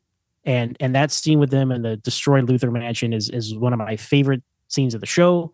One of the best Superman Clark Kent Lex Luthor scenes ever. And it sets up the status quo, which I know you and I both would love to see. It is kind of in the comics right now, sort of, where Lex Luthor knows his identity. Yeah. Where Lex knows that he's Clark as Superman. But it's like a Professor X Magneto thing. We're best friends in the past, and because I honor that friendship, I'm not going to do certain things. It's a very unique dynamic, this show, because there was no way, to me anyway, there was no way this show was going to end and Lex was not going to know he was Clark Kent was Superman. That's ridiculous because he's known him for years. It's not even like, Secret Origin where he met him twice in high school or something. Like this is not that kind of situation, right? So he was going to know, and obviously found out in Arctic and all that. But the fact that there had been clone Lexes and dead Lexes, whatever, they brought him back. They had the scene, which I didn't mind how they brought Lex back, by the way, because cloning and all that technology, that's very in track with the comics, right? So for him to come back and them to have that understanding, and then just to establish, the great men of history are defined by their enemies. I'm like, it's such a fantastic scene. I watched that scene. It's right up there with the top 5 scenes of Smallville I've rewatched. And, but ultimately, my point with all this is we're talking about Clark's journey.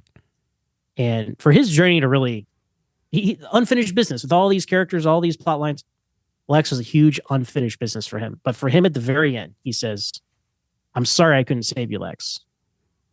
And that kind of releases Clark from the guilt I'm sure he feels about how it all went with Lex. And that's a very important step for him to be able to, evolve from that, darkness in his heart, or get over whatever you want to call it, right? For him to achieve his destiny, because he goes and he seizes his destiny after this, right? That's literally the next scene. So I think that was a huge moment that the show needed for him to kind of forgive himself and express to Lex, I'm sorry I couldn't save you, because he just accepted that this is who Lex is now. And I don't know, maybe I'm reading too much into it, but I think that's an essential part of his journey, this Clark Kent's journey. No, I love that read on it, because I, like yourself, I've watched that scene so many times, and I like that final moment from Clark. I don't know that I ever gave it the full consideration that you did in a great way, because I think you're right. I think that's the aspect of it that I think I've probably glossed over, is that, yeah, I think Clark saying, I'm sorry I couldn't save you, it points to exactly what you said. And it's such a far cry from, I don't know, the end of Nemesis in season 6, when he's talking to Martha after he and Lex were trapped in the mines. And he's like, what if part of the reason why Lex is the way he is because of me? Right. And here it's like, look, this is the path you're on, and I'm sorry, but I need to move forward. I agree. No, that scene is so critical. And again, I've said this so many times, but the fact that even after everything, even in the same breath as Lex is saying, like, we're going to be enemies, he's still encouraging Clark to be the person who can save the world. I love that. So no, that scene was so pivotal. I mean, I think hand in hand with that for me really is that guidance scene with Jonathan and Martha one by one, and then together in the barn, and the lighting and the music and just the setting, like being back in that barn, and and Clark turning back to Jonathan again, can finally see him again after he hadn't been able to see him for a while, and saying that, I don't know what to do. I need your help. And, Jonathan, this is such a critical piece. This is where, again, we talk about that, kind of reconciling both sides, achieving that balance, both within Clark and also between Jonathan and Jor-El, right? Where Jonathan says, like, as much as we've always tried to protect you and shield you from your alien origins, my guidance just isn't enough. You're going to have to turn to Jor-El for help. And Clark's like, I can't. I turn my back on him like I did you. And Jonathan's like, he's your father. He'll understand. And I tear up every time, because it's like this acknowledging Jor-El in that way, in a way that he never had before. but Yeah. also just like this more universal idea of like, as a parent, yeah, there are going to be times where your kids go their own way, right? And quote unquote turn their back on you, but like you're still there for them. So that just that, and that Schneider delivery of like, he'll understand. Like, oh, I love it. You're a big fan of Ghost Dad, it sounds like, Anthony. I'm sorry I was so I think I just missed him so much. I understand the thematic things you're saying. I just the mechanisms were odd. To me, it was always like, well, we shouldn't have killed off Jonathan, I guess. And that's what that was. It was just, you know what gets me? And everything you said is beautiful. And I don't want to undercut anything you said. That was a great moment. That if there's a deal breaker for me with Ghost Dad, is that he's at the wedding in different clothes, like he cleaned up. And I don't disagree. I don't disagree with that. Be this strange metaphysical.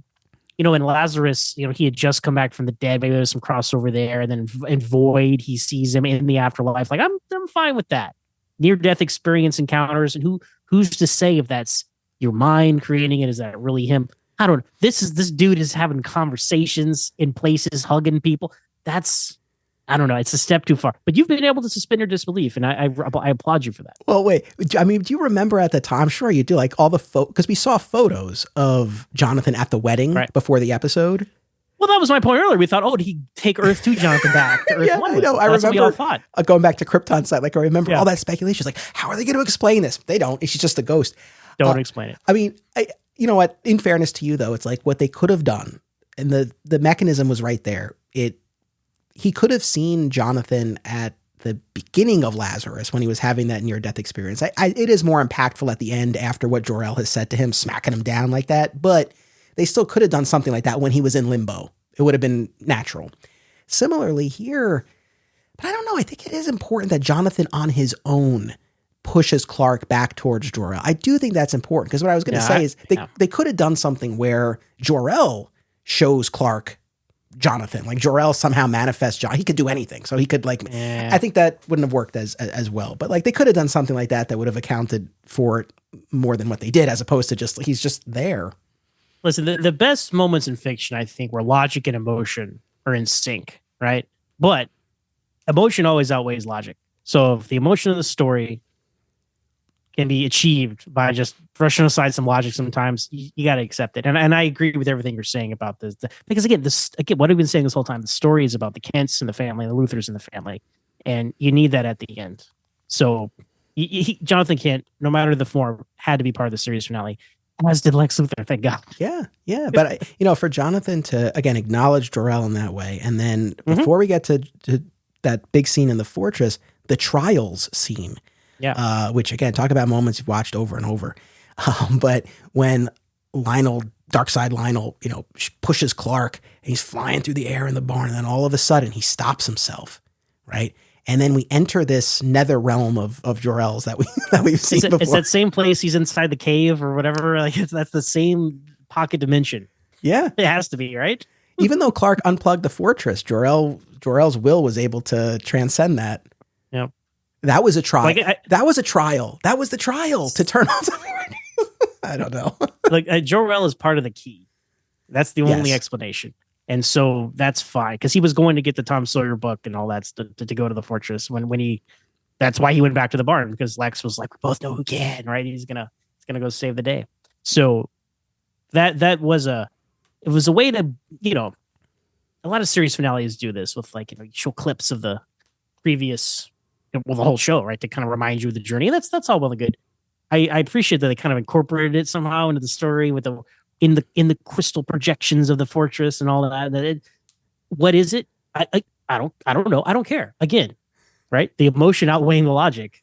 It's a good moment. It was visually, it was gorgeous. The music was fantastic, and I've listened to that Trials theme many times.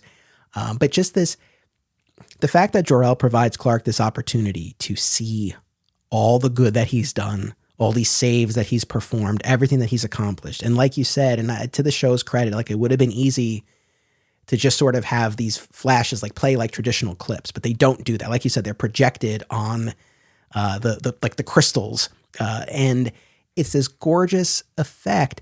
I mean, in fact, the original version of the key art for Digging for Kryptonite, that was what I told my artist buddy to draw inspiration from, like this idea of all these images kind of projected on the crystal beams. But just to kind of have that for us as fans to kind of see these moments from throughout the series was great. But for Clark, right, and he doesn't become too prideful, thankfully, because we know the dangers in that. But you do see him take all of this in, and there is the sense of pride and accomplishment. And when Jor-El and when Clark says, these were my trials, right? Like for all of this talk about your training and these trials that Jor-El is subjecting you to, it's like, no. Like it was this. It was all of this, these adventures you were having, these saves you were performing, like those were the trials. I love it. Yeah, absolutely. And, you know, I'm sure going episode by episode as I have in my podcast, I make a lot of fun of Clark and how, just being passive or making dumb decisions or these kind of things, right? And give him a hard time, right? A lot of the time I just out of humor and having a good time, but sometimes it's frustrating. Like, come on, man, what are you doing? But you remember, like he's a young guy. We're all teenagers, young 20s. You make a lot of mistakes, trial and error. That's life. Life is your trials. Life is your trials. And he's going to make more mistakes when he's Superman moving forward, right? But again, the hero's journey here, him seeing these things, because sometimes you need that outside perspective on your life to kind of get a better vibe of it, right? And that's what's happening to him here, because he's not watching Smallville. He's not remembering that time he saved Shelby from the truck or whatever, but to see, he's like, you know what, maybe I've done some good, because we're all at low points sometimes. We need to be reminded that, and that's what happened here for him. Yeah, it is a tremendous gift that Jor-El gets. Jor-El's been watching Smallville. Jor-El pops in the DVDs and he's like, look.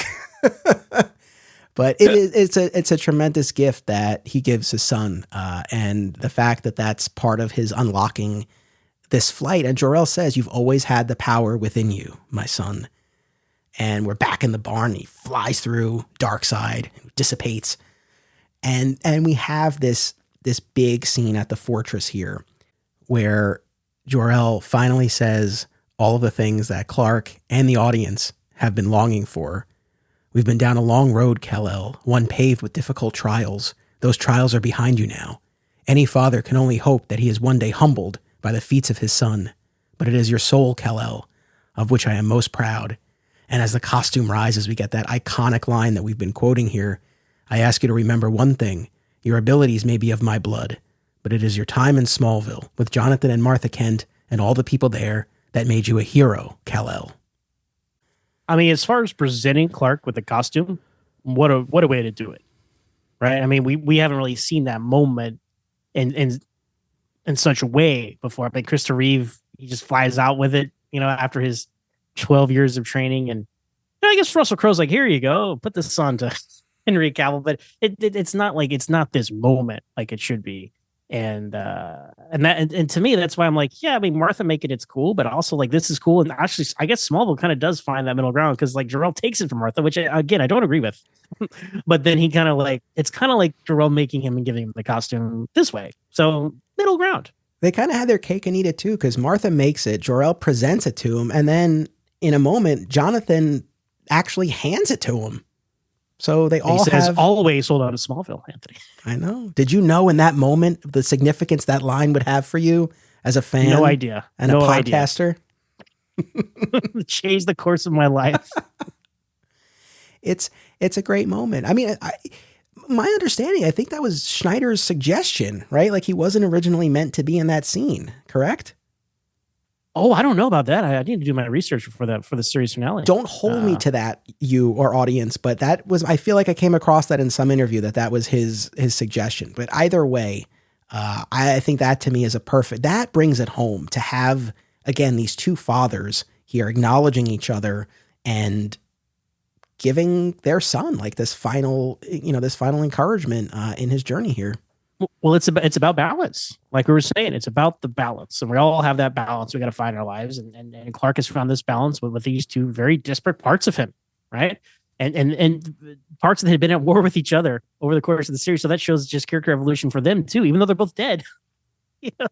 But it's what it represents, right? And for all of our frustrations perhaps about the series finale, I don't know. Hey, this has been the most positive conversation I've had about the series finale in a while. So this is good. I'm glad I'm letting go of some of that darkness in my own heart when I come to cover season 10 through this conversation, Anthony. So thank you. Well, you need to be the light, Zach, and you're getting there. But no, and I think that's why I kind of, in part because we've been going for so long, but also it's like I think this is kind of the culmination of of the journey. Like I mean, we could talk about the couple of scenes that follow. That's true. We could just stop here. But it's like, this is, I think what we get after is, with Tom Welling in his CGI costume, and he saves Air Force One with Lois on the plane, and pushes Apocalypse out of the way as all the people down below look up, which I still will take the show to task, because it's not him stepping into the light and like landing in front of the people. They just see this blur in the sky like they've been seeing on the ground. So I don't know why that inspires so much hope in them, but fine.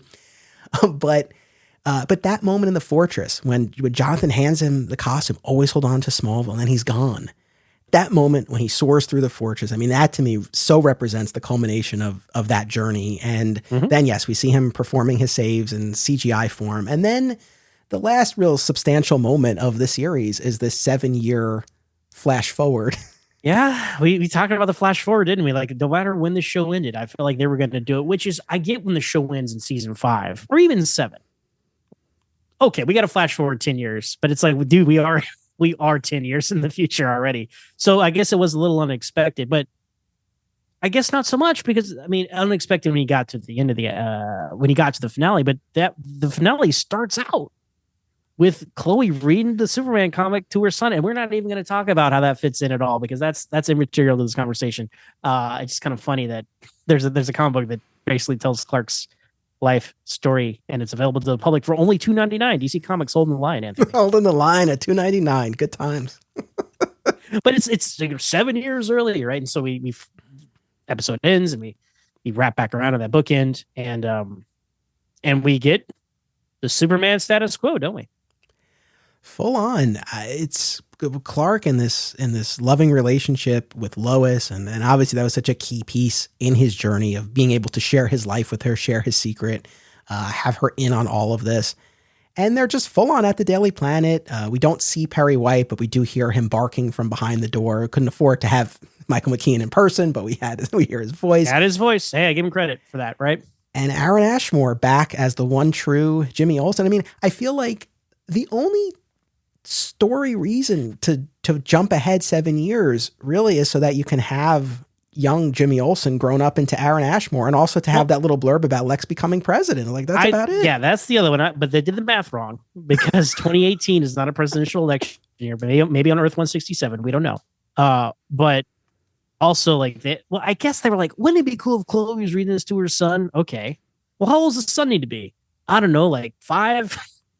Like, that's how they did it. Why not do 2020? Why not do 2016? But I just don't, because I guess I keep fixating on the presidential election here, because that was to Smallville's credit. And again, you'll talk about when you talk about Lex Luthor. I loved how that was a subplot throughout much of the show. Introduced in season 1, I want to be president one day. Clark Kent running for president. They have those conversations.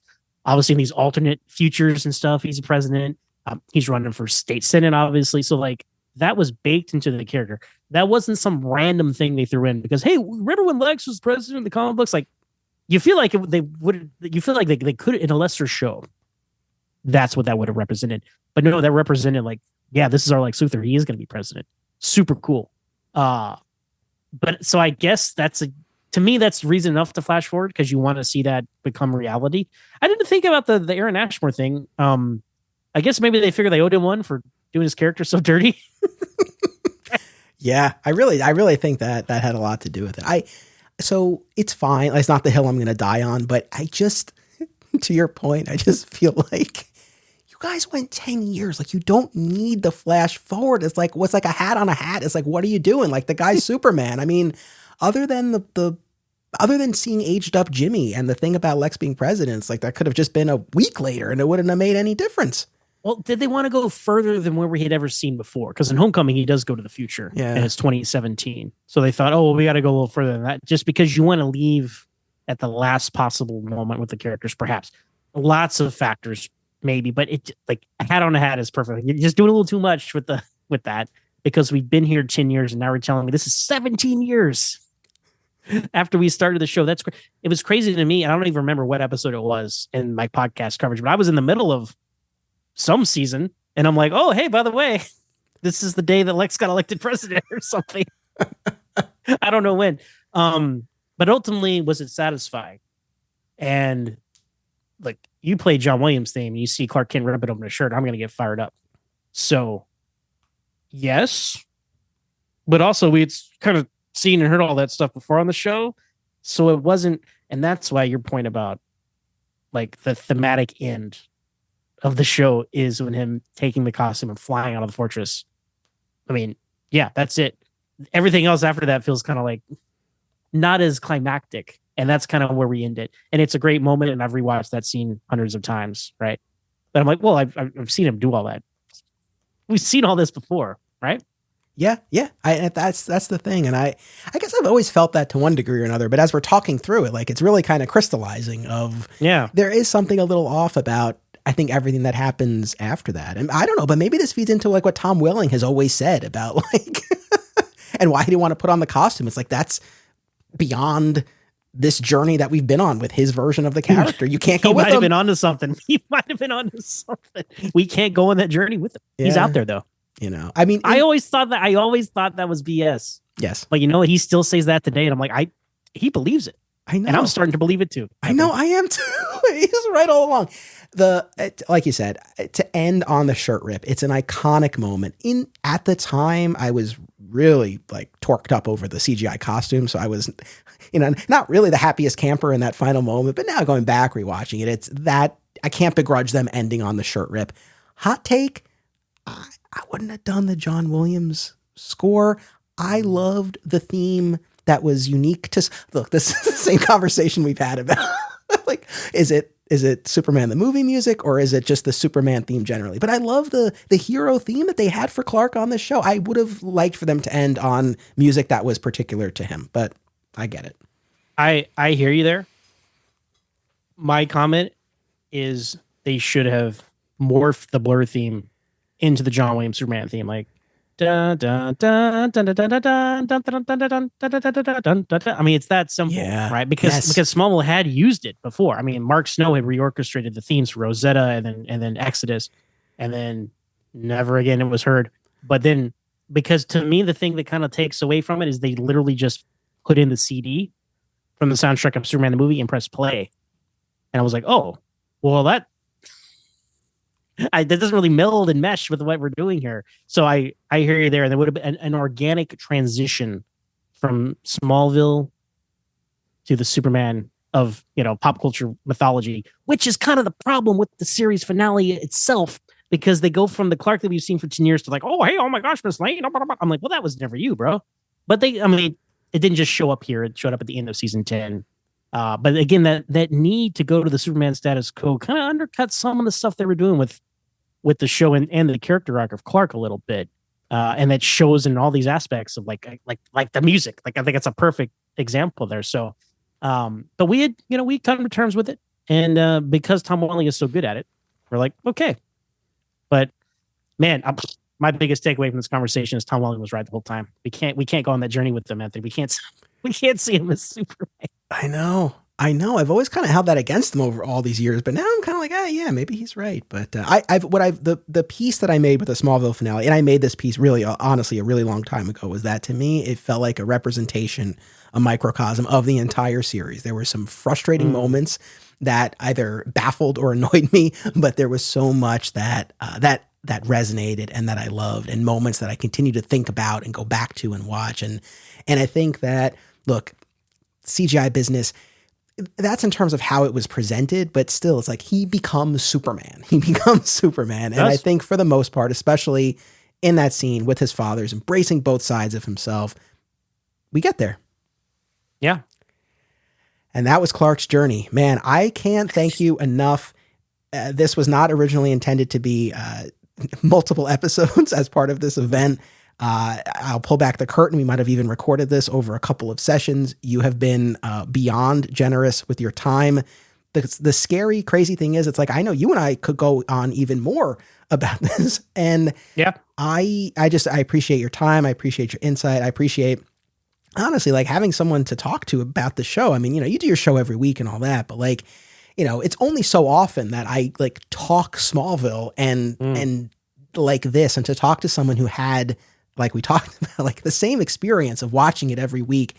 It means a lot. And I'll be very sincere for a minute here. It's like, obviously you built up a great audience with your show. You have your following. It's like, I know more people will probably listen to these episodes because you're on them, but it's like, and I mean this genuinely, like that's secondary, like why I have you here. It's because I really enjoy these conversations. And like these, like I said, I had people in my life over the years who watched the show, but like they were in and out. It was never anyone who watched it like as consistently, as religiously, as ardently as I did. And so having these conversations really means the world. And I thank you very much.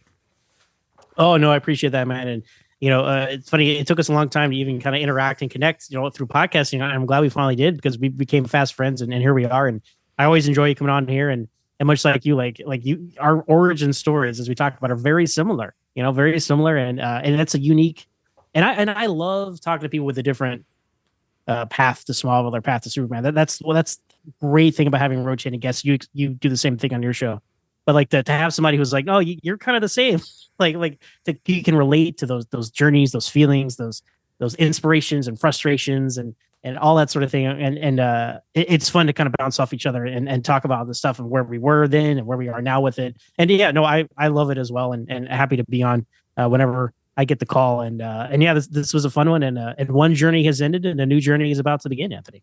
That's right. Yeah. I hope everyone continues tuning in to the trials of Smallville, and you'll be back. And for the record, just so in case anyone's like, oh my God, you're asking too much of Zach. I gave him an out for this, but he wants to come back. He'll be here for the last episode of this event. And we're going to count down our top 10 favorite episodes. I won't lie. I started making a list. It's hard to narrow it down to 10. So this will be really interesting.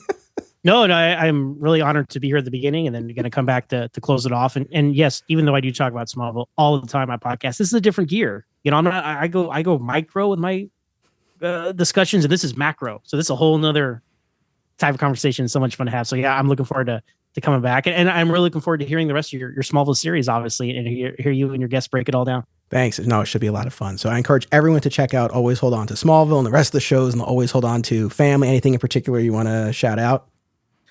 No, just we're going into season 10, and that's going to be obviously the end of our episode by episode coverage. But don't worry, there's more to come. Right? There's comic books, there's novels, there's other fun conversations to have. So it's going to go into a different gear as well over there. But season 10 will not be the end. You can go on that journey with me after Clark becomes Superman. You're allowed to come with us. So no, so yeah, find us at Always Smallville with 1S on your social media, and Always on to Smallville anywhere you get your podcasts. Right on. Well, thank you, Zach. Thank you, audience. Come back next week. And until then, as always, it's about what you do. It's about action. And this podcast is made possible by the support of our Patreon community. Sign up for a monthly or annual membership at patreon.com/Anthony Desiato and choose from a range of rewards. This week, I want to spotlight our Super Friend tier, aka our sponsorship package. Promote your comic shop, convention, creative project, website, or anything else you want to spread the word about. Sign up today, and thank you to all patrons. Be sure to check out our sister podcast series, Another Exciting Episode in the Adventures of Superman, an episode-by-episode breakdown of the classic George Reeves television show, available wherever you get podcasts. Please join us on social media, become a patron, and subscribe, rate, and review today. Links are in the show notes. Thank you all.